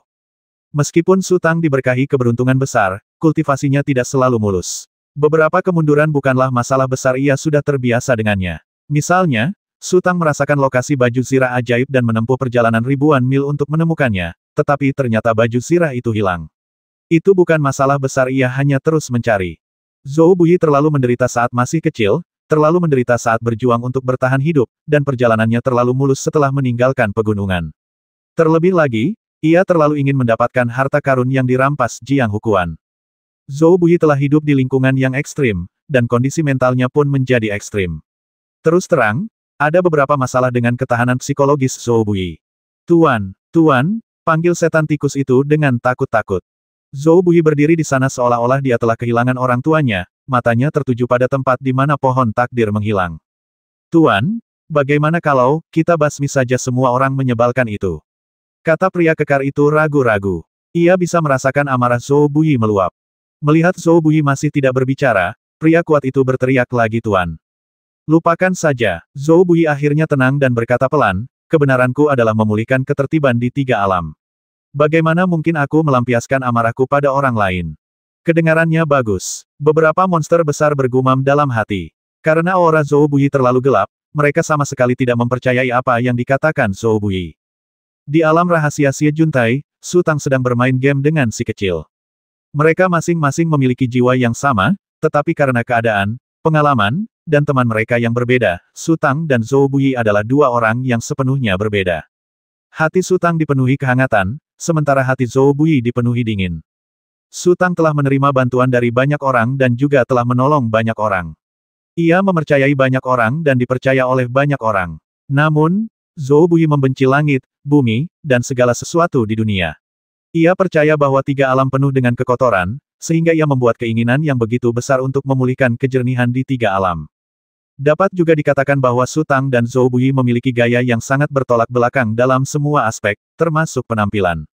Su Tang tidak menuntut orang-orang di sekitarnya untuk bersikap baik, ia hanya berharap mereka akan mempertahankan batas bawah tertentu, jadi ia akan menerapkan sistem poin, menggunakan insentif bunga, membuka saluran ke atas, dan metode lain untuk memperkuat kohesi puncak Qianqi.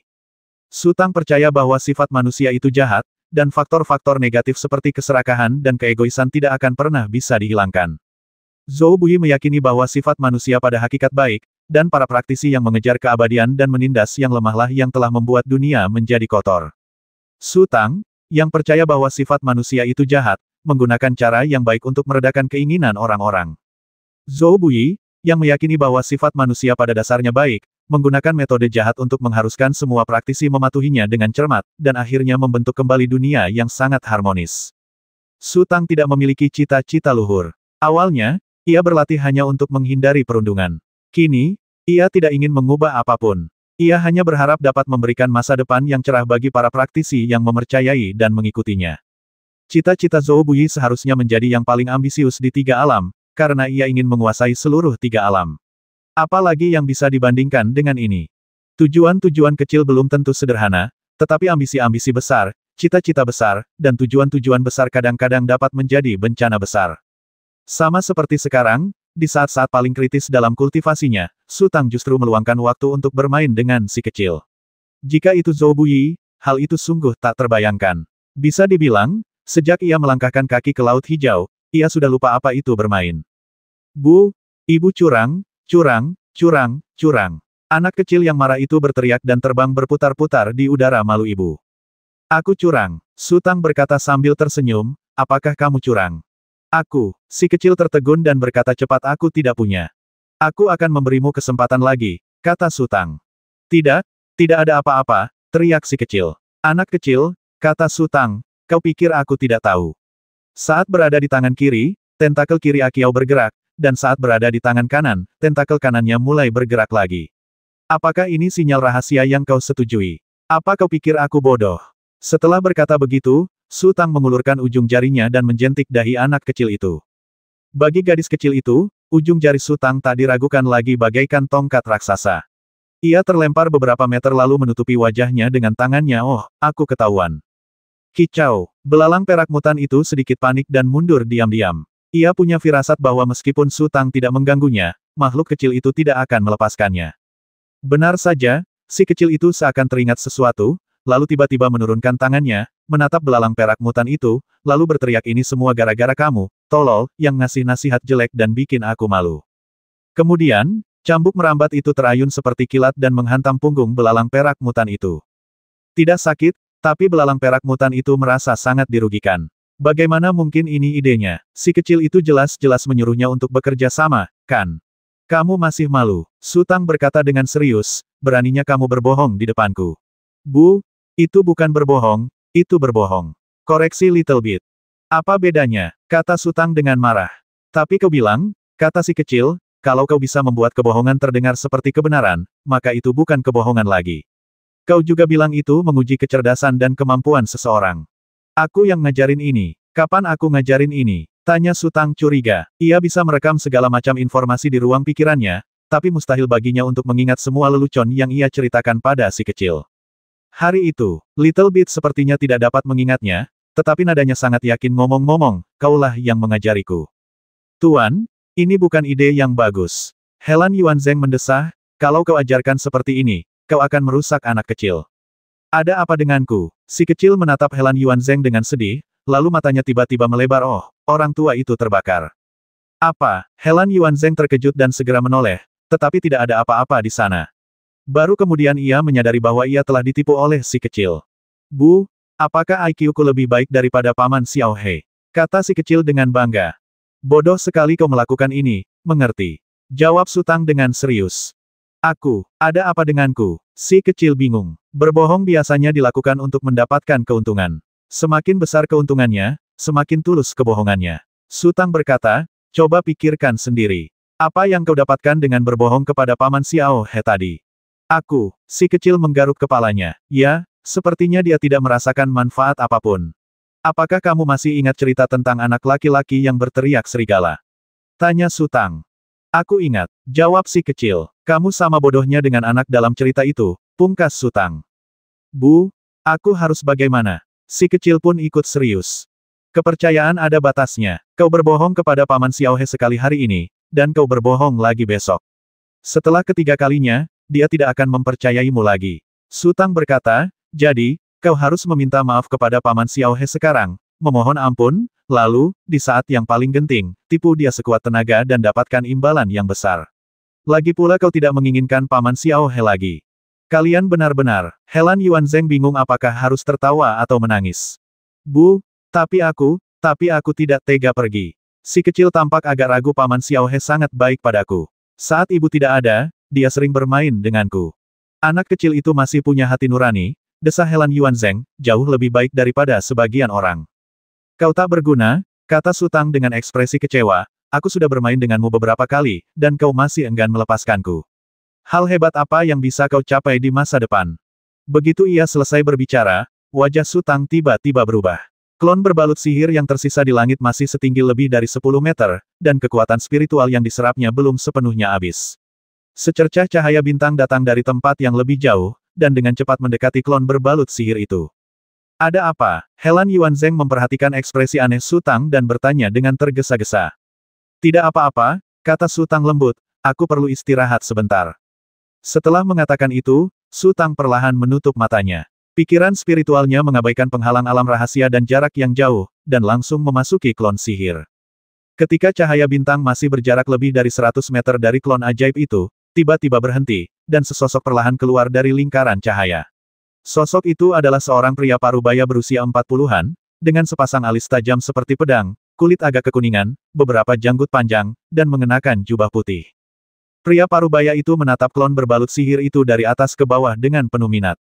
Setelah beberapa saat, ia mengulurkan jarinya dan menjentikannya. Cahaya putih tiba-tiba memancar dan berubah menjadi selimut putih.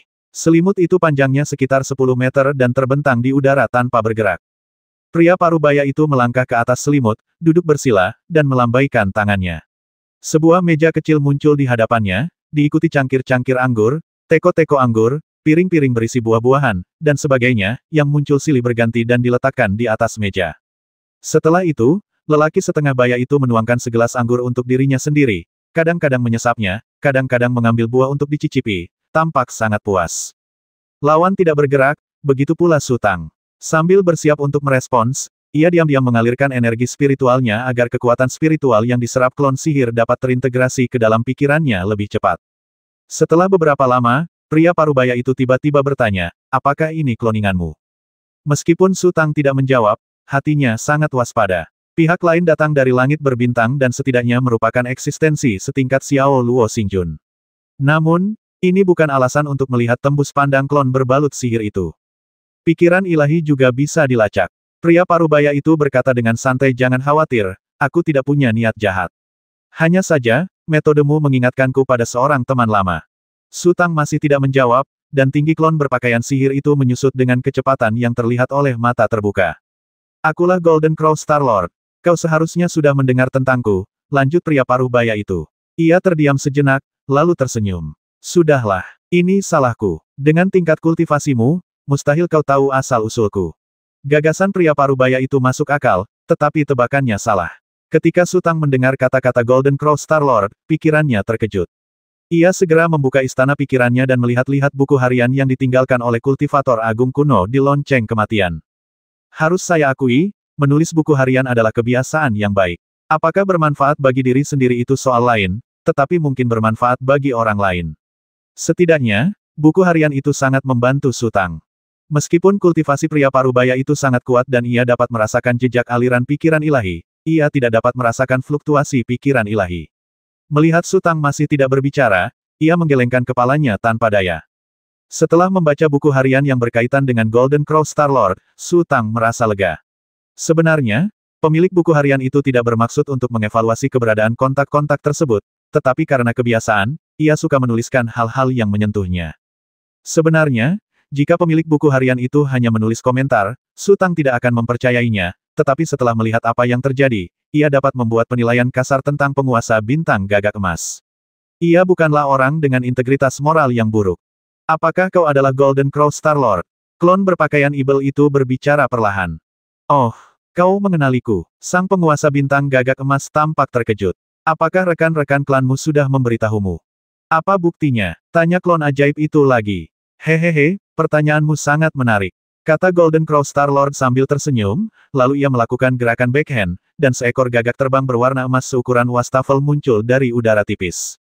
Pada saat ini, gelombang panas yang tak terhitung jumlahnya melonjak ke segala arah, dan cahaya keemasan muncul pada klon sihir itu. Saat berikutnya, Golden Crow Star-Lord melambaikan tangannya lagi, dan burung gagak terbang emas itu tiba-tiba menghilang tanpa jejak. Guncangan di hati Su Tang tak terlukiskan. Jika gagak emas itu tetap di udara beberapa tarikan napas lagi, klon sihirnya pasti akan terpukul hebat. Dia bahkan tidak bergerak sedikit pun, tetapi kekuatan harta spiritual itu cukup membuatnya tak tertahankan. Apakah ini kekuatan Star-Lord? Faktanya, Su Tang telah mengatasi rintangan itu saat ini, tetapi dia tidak lagi memiliki perasaan sepenuhnya seperti sebelumnya. Ketika ia dipromosikan ke alam suci, ia berada di puncak alam suci. Ketika ia dipromosikan menjadi Sage Agung, ia juga berada di puncak Sage Agung. Namun kali ini, kekuatan spiritualnya tampak sangat kosong. Su Tang pernah mengira hal itu terjadi karena kelahiran kloningannya, hingga ia merasakan kekuatan burung gagak emas, dan kemudian ia tiba-tiba menyadari bahwa bukan kekuatan spiritualnya yang menjadi kosong, melainkan kapasitasnya yang menjadi lebih besar. Kalau dikatakan alam suci agung sudah mencapai 100 tingkatan dari tahap awal hingga puncak, dan tingkatan seorang pendekar tingkat dewa bintang sudah mencapai puluhan ribu bahkan ratusan ribu, maka keuntungan yang diberikan oleh baju zirah sihir itu sudah lenyap seluruhnya saat ini. Setelan sihirnya memungkinkannya mencapai puncak dari tahap awal Sage Agung, tetapi hanya memberinya 100 derajat kekuatan spiritual. Di ranah Sage Agung, keuntungannya sangat besar, tetapi di ranah Star-Lord, keuntungan ini bisa diabaikan. Saat ini, Su Tang hanyalah seorang anak kecil di alam Star-Lord, sedangkan pihak lainnya telah berkelana di lautan berbintang selama bertahun-tahun yang tak terhitung jumlahnya. Jangan khawatir, aku punya koneksi dengan sektemu, dan aku tidak akan menyakitimu. Golden Crow Star-Lord tersenyum dan berkata, kita bertemu hari ini, dan itu bisa dianggap sebagai bantuan. Su Tang, di alam rahasia Xie Juntai, tersenyum nakal. Pernyataan ini pasti diucapkan oleh penguasa bintang gagak emas. Pemilik buku harian itu sangat menghinanya, bahkan menyebut julukannya, Gagak Cinta, seekor gagak yang dikenal karena kebaikannya di seluruh wilayah bintang. Namun setelah senyumnya, Sutang samar-samar memahaminya.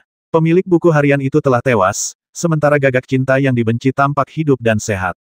Karena gagak cinta umumnya tidak berbahaya dan mudah mundur, tidak ada alasan untuk membasmi penguasa bintang gagak emas. Detik berikutnya, penguasa bintang gagak emas seakan teringat sesuatu. Ia mendongak dan melihat sekeliling, lalu mengerutkan kening dan berkata, karena kau telah menembus misteri hidup dan mati, mengapa tak seorang pun datang untuk membawamu pergi? Pemandu, Sutang tidak mengerti. Para kultivator yang mampu dibimbing itu langka, dan yang lain bahkan tak berani memikirkannya. Tapi kau berbeda, kata Golden Crow Star Lord ragu-ragu, mengingat latar belakangmu, sekte ini pasti akan mengirim seseorang ke sini.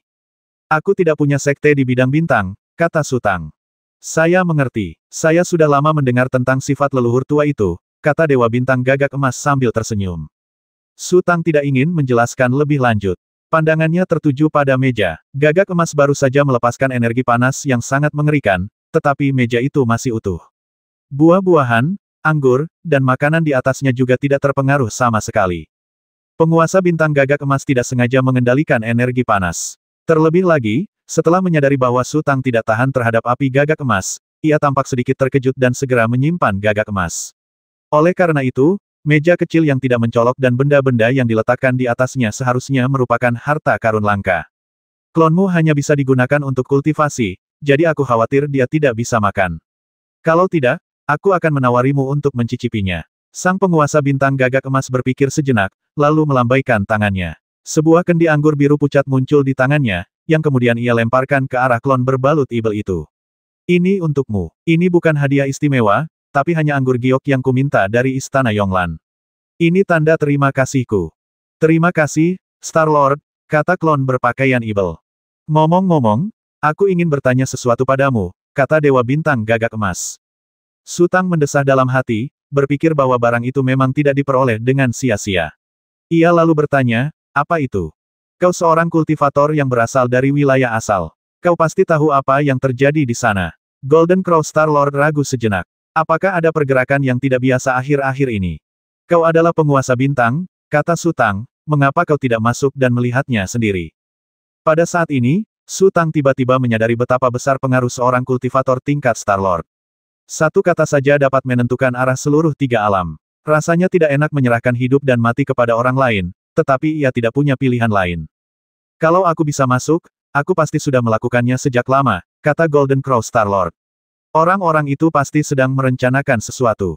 Mereka benar-benar telah memasang segel yang belum pernah kita lihat sebelumnya, yang perlahan-lahan dapat menggerogoti kesadaran kita.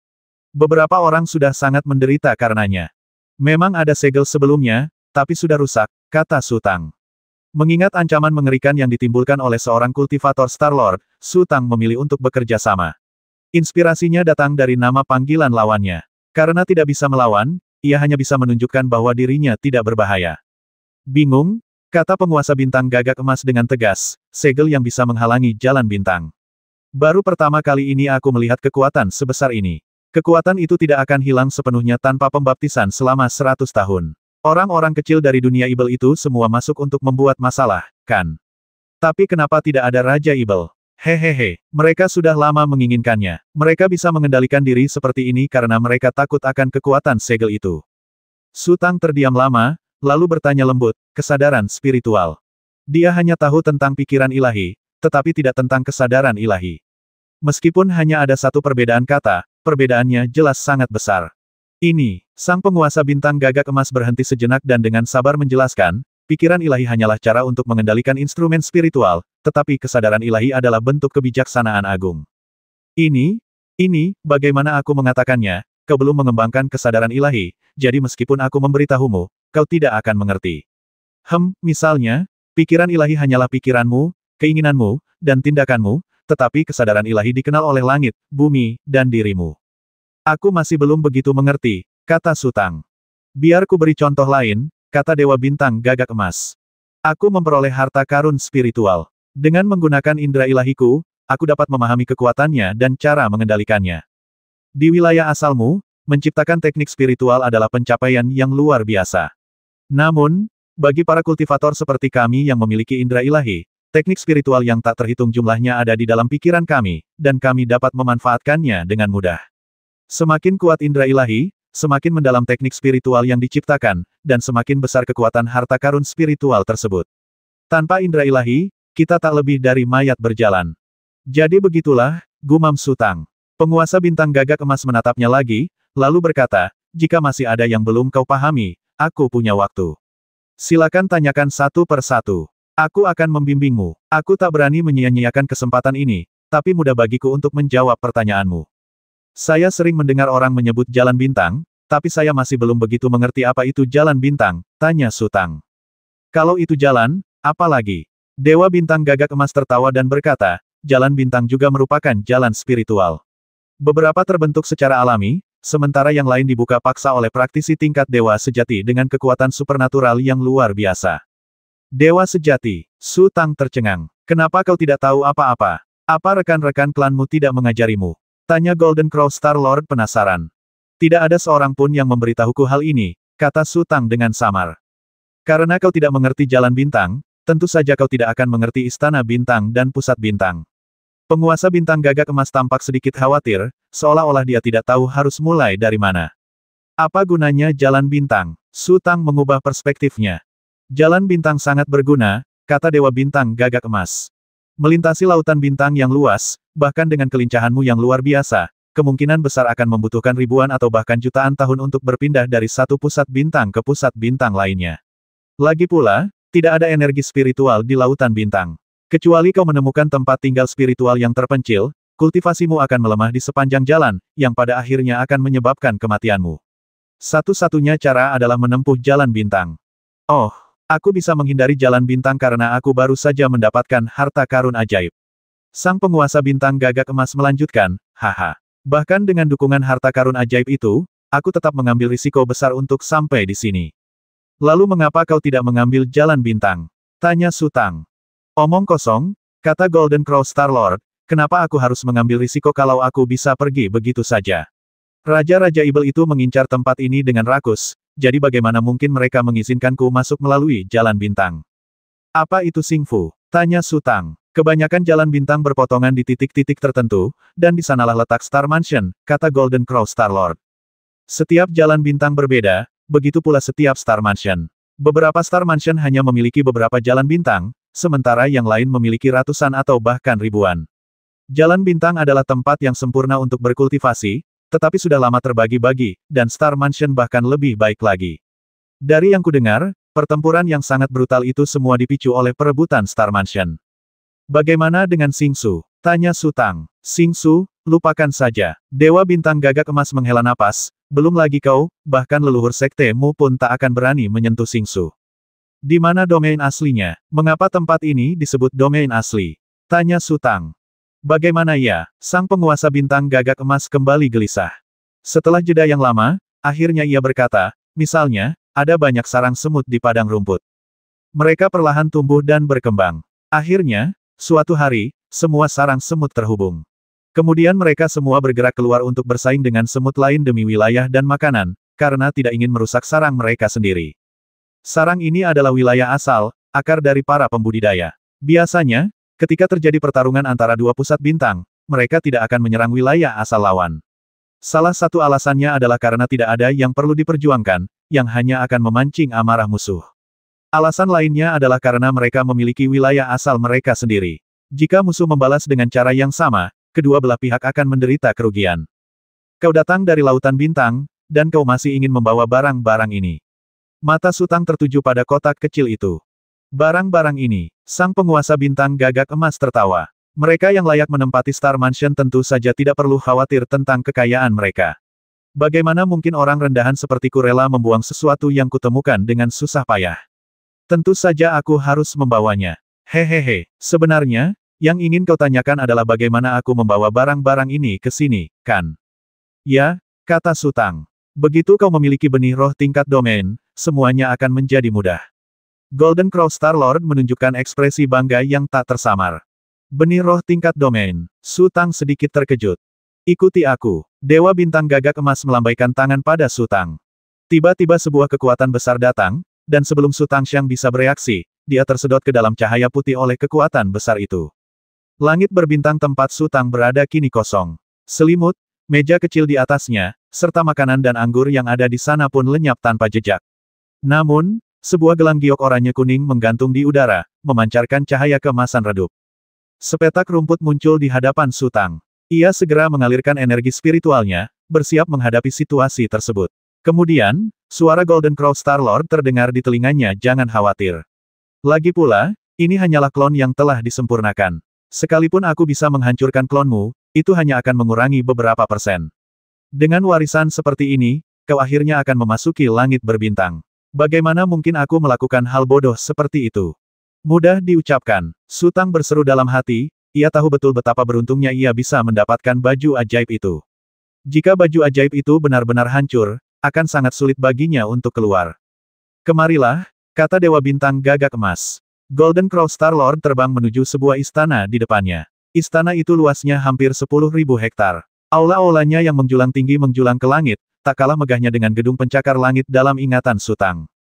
Su Tang memandang sekeliling. Dunia di sini berbeda, dengan langit biru, awan putih, sungai, kicau burung, bunga-bunga bermekaran, dan angin sepoi-sepoi bertiup. Namun, ia tidak melihat satu pun hunian manusia. Detik berikutnya, Dewa Bintang Gagak Emas membawa Su Tang mendarat di depan sebuah aula, lalu perlahan masuk. Sebuah selimut diletakkan di tengah aula, dikelilingi berbagai guci anggur, lebih dari 1.000 jumlahnya, dan berbagai senjata spiritual digantung di dinding. Tak hanya di sini, aula-aula di sekitarnya juga memancarkan beragam aura, yang secara alami dilepaskan oleh senjata-senjata spiritual tersebut. Ia merasa seolah-olah berada di lautan senjata spiritual. Bukankah itu membuka mata? Golden Crow Star Lord tertawa terbahak-bahak lagi, dan tertawa sangat bahagia. Jelas, ia sangat puas dengan benih roh tingkat domainnya. Bahkan dengan kondisi mental tingkat Star Lord-nya, ia tak kuasa menahan diri untuk pamer di depan Su Tang. Terdapat jendela-jendela besar setinggi lebih dari 10 meter di kedua sisi aula. Su Tang memandang keluar jendela, ke arah awan-awan yang berarak. Jumlah cadangan senjata spiritual yang luar biasa banyak di aula itu sungguh mengejutkannya. Namun, konsentrasi energi spiritual di dunia ini tampaknya tidak setinggi di alam rahasia Xie Juntai. Apakah ini benih roh tingkat domain yang membuat Dewa Bintang Gagak Emas begitu bangga? Su Tang sedikit terkejut. Ada alam rahasia di Xie Juntai, Shen Loshan, dan Mo Yunling. Dibandingkan dengan alam rahasia tersebut, tempat ini memberinya perasaan yang sangat biasa. Bagaimana mungkin? Ketiganya adalah dunia rahasia yang dia ketahui, berapa banyak lagi yang tidak dia ketahui. Bertahun-tahun yang lalu, para kultivator agung kuno di dunia manusia bersatu untuk menyegel sebuah segel. Apakah itu benar-benar hanya untuk menyegel warisan Kaisar Suci Ibel? Melihat ekspresi di wajah Golden Crow Star Lord, Su Tang mengerti bahwa mendapatkan senjata spiritual tingkat domain juga merupakan kegembiraan besar bagi seorang kultivator kuat seperti Golden Crow Star Lord. Dan di dunia manusia, setidaknya ada 3. "Bagaimana?" kata Golden Crow Star Lord sambil tersenyum, lalu menyemangati Su Tang dengan warisanmu, selama kau terus berlatih keras, cepat atau lambat, kau juga akan mendapatkan ini. Apakah aku akan katakan padamu bahwa aku sudah mendapatkannya? Su Tang tersenyum. Su Tang dan Golden Crow Star Lord saling bertanya dan menjawab, sementara di Laut Hijau, Zhou Buyi menatap Kong Meng dan Kong Sang dengan tenang. "Pertemuan 3 alamku akan segera dimulai," kata Zhou Buyi dengan santai.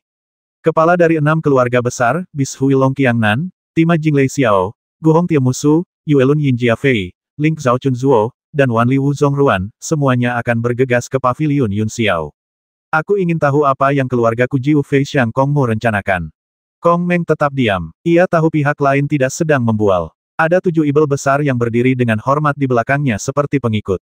Ini sudah cukup untuk membuktikan segalanya. Aturan dunia kultivasi, pada akhirnya, harus diucapkan dengan tinju. Siapapun yang lebih kuat tinjunya adalah yang benar, dan semua orang harus mendengarkannya. Jika dia menolak bergabung dengan kubu lain, hasilnya jelas, keluarga Kong akan dikeluarkan sepenuhnya. "Keluarga Kong bersedia mengikuti perintah Anda, Tuan," kata Kong Meng perlahan. "Bagus. Seperti kata pepatah, orang yang berwawasan luas adalah pahlawan.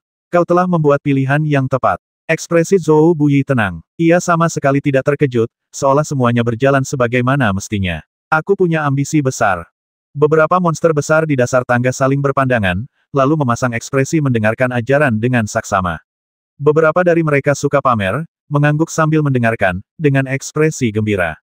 Kemanapun Zhou Buyi pergi, ia akan menyampaikan aspirasinya yang besar dan berbicara tentang pemahamannya tentang penderitaan rakyat. Ikutilah dia, dan hari-hari damai dan harmonis di tiga alam akan segera tiba. Menentangnya berarti melawan arus dan akan hancur berkeping-keping. Kong Meng dan Kong Sang tidak mengatakan apa-apa, hanya mendengarkan dengan tenang. Setelah sekian lama, entah apakah saudara-saudari Kong dan monster-monster besar itu tergerak oleh sentimen mulia Zhou Buyi atau tidak, Zhou Buyi sendiri tergerak. Bahkan ada sedikit air mata di pupil matanya. Kemudian, ia menatap langit dan menghela napas panjang. Tak lama kemudian, sesosok tubuh berjalan cepat dari luar, menghampiri Zhou Buyi, dan membisikkan sesuatu. Zhou Buyi mengangguk dan berkata, silakan masuk. Tak lama kemudian, seorang lelaki tua berjubah hijau muda berjalan perlahan. Melihat Zhou Buyi, ia membungkuk dan berkata lembut, salam, Tuan. Tidak perlu begitu sopan, kata Zhou Buyi perlahan, kamu kenal seseorang di sini, kenapa tidak menyapa saja? Orang tua itu melirik Kong Meng dan Kong Sang, lalu mengangguk. Apa kabar kalian berdua, Kong Sein?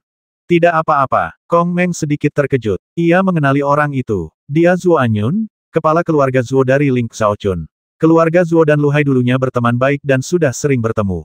Burung murai spiritual yang disebut-sebut sebagai pertanda datangnya musim semi melambangkan bahwa keluarga Zuo memiliki keterampilan medis dan farmasi yang luar biasa. Mari kita tidak membahas yang lain.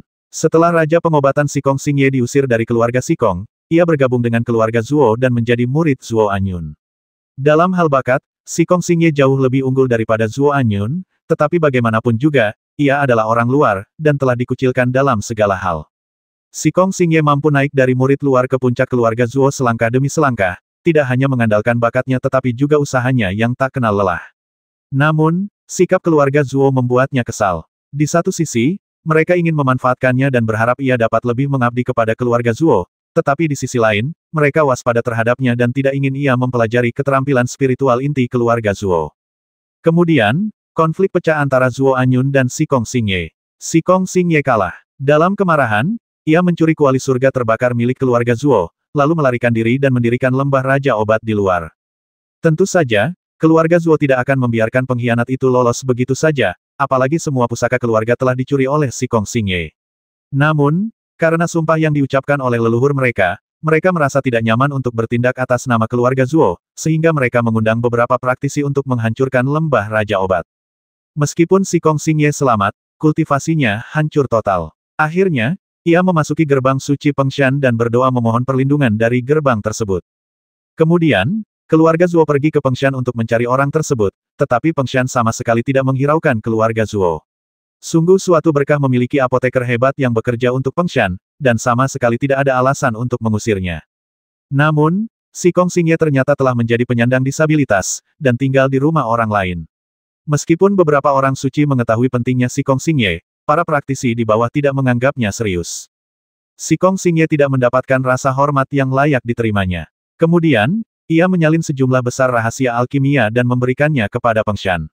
Para apoteker di Fengshan meracik obat berdasarkan rahasia tersebut, dan hasilnya sungguh luar biasa. Akibatnya, semua orang mengira pengetahuan Sikong Xingye telah terkuras, dan sikap mereka pun semakin buruk.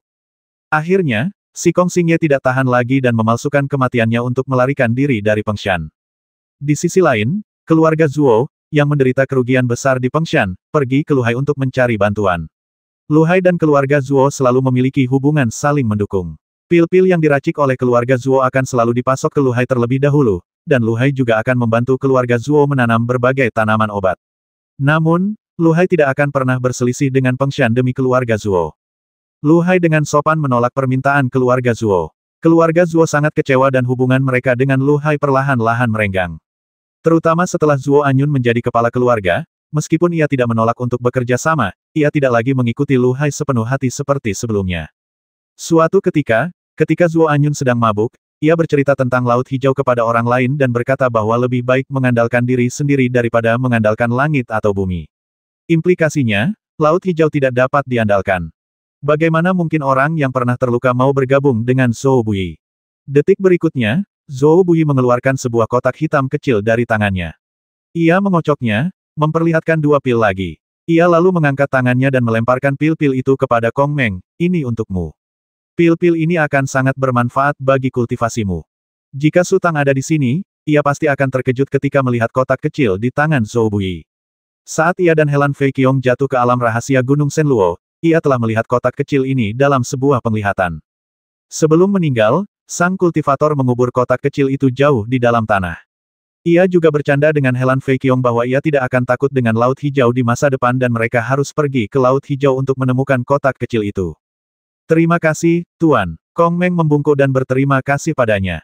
Zhou Buyi melambaikan tangannya dan terus menguliahi mereka, memberitahu mereka bahwa ras manusia dan ibel harus saling percaya dan tidak boleh berkonflik. Sulit dijelaskan, tetapi Zhou Buyi tampaknya sangat menikmati menguliahi orang, dan ia sering berbicara tanpa henti. Beberapa ibel besar sudah lama terbiasa dan mendengarkan dengan penuh hormat. Kong Meng baik-baik saja, tetapi Kong Sang agak tidak sabar, tetapi ia hanya bisa menggertakkan gigi dan menahannya. Setelah sekian lama, Zhou Buyi merasa cukup dan menjelaskan beberapa patah kata lagi. Kemudian, ia berjalan perlahan keluar, dan pria kuat itu bergegas mengikuti Zhou Buyi. Orang-orang di aula tetap seperti semula. Setelah beberapa lama, mereka menduga Zhou Buyi pasti sudah pergi jauh, dan mereka hampir bernapas lega pada saat yang bersamaan. Kemudian, Zhuo Anyun dan Kong Meng menyadari bahwa ekspresi beberapa monster besar sama dengan mereka, dan mereka merasa lega. Monster-monster besar itu juga melihat reaksi ketiga orang di sana, dan kedua belah pihak terdiam beberapa saat. Ayo pergi, gumam salah satu monster besar, aku hampir mati lemas. Kemudian, ibel-ibel besar itu berhamburan seperti burung dan binatang buas, dan hanya mereka bertiga yang tersisa di aula. Tuan Zhuo sepertinya tidak suka keluar rumah, bisik Kong Meng, kenapa kamu ada di Laut Hijau hari ini? Pil penguat tubuh, pil pengental bulan, pil Suan Yuan, pil penumbuh tulang, pil kekuatan naga, pil penghancur penghalang jantung pelangi, pil Huyun. Zhuo Anyun berkata dalam satu tarikan napas seolah-olah sedang membaca. Apa yang kau bicarakan? Kong Meng tidak mengerti dan mengerutkan kening. Dalam waktu singkat, aku telah memperoleh banyak sekali teknik alkimia. Sekarang setidaknya aku telah menyempurnakan pil panjang umur dan pil pelindung tubuh. Wajah Zhuo Anyun tampak sangat aneh katakan padaku, bagaimana mungkin aku tidak datang? Ini semua, diajarkan kepadamu olehnya. Wajah Kong Meng berubah drastis. Tidak buruk, kata Zhuo Anyun ringan. Dari mana dia mendapatkan teknik alkimia ini? Tanya Kong Meng lagi. Itulah yang ingin ku ketahui juga, jawab Zhuo Anyun. Kong Meng berhenti berbicara, Kong Sang tidak ingin berbicara sama sekali, dan Zhuo Anyun tidak berkata apa-apa, sehingga suasana menjadi sangat sunyi. Di tengah hutan lebat di kejauhan, Zhou Buyi berdiri di depan sebuah makam tanah, menatap batu nisan tanpa kata dengan tenang, ekspresinya sangat rumit. Pria kekar itu mengikuti Zhou Buyi. Ia melihat sekeliling sejenak, lalu berkata sambil tersenyum, Tuan, saya juga kenal tempat ini. Kamu belum cerdas waktu itu, bagaimana mungkin kamu masih mengingat hal-hal itu? Tanya Zhou Buyi. Saya tidak ingat banyak lagi, tetapi saya ingat bermain di dekat sini saat saya masih kecil, kata pria kekar itu. Hehe, Zhou Buyi terkekeh, lalu perlahan duduk bersandar di batu nisan. Ia mengeluarkan kotak hitam itu lagi, mengeluarkan sebuah cincin dan ikat pinggang seputih salju, lalu mengelusnya dengan lembut sambil memikirkan sesuatu. Tuan, dua benda ini sangat umum. Mengapa Tuan begitu menyukainya? Tanya pria kuat itu penasaran. Bodoh, apa yang kau tahu? Zhou Buyi menggelengkan kepalanya dan berkata, aku sudah bermeditasi selama 1000 tahun, tapi aku masih belum bisa memahami rahasia kedua harta ajaib ini. Kamu tidak bisa memakannya, kata pria kuat itu sambil cemberut. Kau, Zhou Buyi tersenyum getir dan menggelengkan kepalanya. Sejak kebijaksanaan spiritualmu pertama kali terbangun hingga sekarang, kau telah berkultivasi sendirian. Bahkan setelah memasuki alam bijak agung, kau masih begitu membosankan. Aduh, seandainya aku bisa keluar dari pengasingan beberapa tahun lebih awal dan mengajarimu lebih banyak, segalanya akan jauh lebih baik. Tuan, aku tahu aku bodoh, tapi bukankah aku punya Tuan? Pria kuat itu berkata sambil tersenyum, selama Tuan cerdas, semuanya akan baik-baik saja. Bagaimana aku bisa pintar? Tanya Zhou Buyi. Kalau aku benar-benar pintar, aku tidak akan berada dalam situasi ini. Haha, Tuan, bukankah Anda mengatakan bahwa ini adalah ujian takdir bagi Anda? Kata pria kuat itu. Seharusnya ada lebih sedikit tes seperti ini, kata Zhou Buyi, lalu pandangannya tertuju pada cincin dan ikat pinggang itu. Guru, apa sebenarnya yang Anda cari di sini? Tanya lelaki kekar itu, seolah-olah ia seperti Zhou Buyi, yang telah lama menyendiri dan selalu ingin mencari sesuatu untuk dibicarakan. Bendera Dewa Sejati, kata Zhou Buyi lirih, tapi sekarang, bendera Dewa Sejati telah berubah menjadi abu. Apa gunanya? Tanya pria kuat itu lagi. Apa gunanya? Kata Zhou Buyi, para ahli kuno hanya menggunakan sedikit bara api suci untuk menciptakan surga di atas surga, lalu bekerja sama untuk membentuk segel agung. Jika tidak ada bara api suci, bagaimana mungkin segel mereka memiliki kekuatan sebesar itu? 750.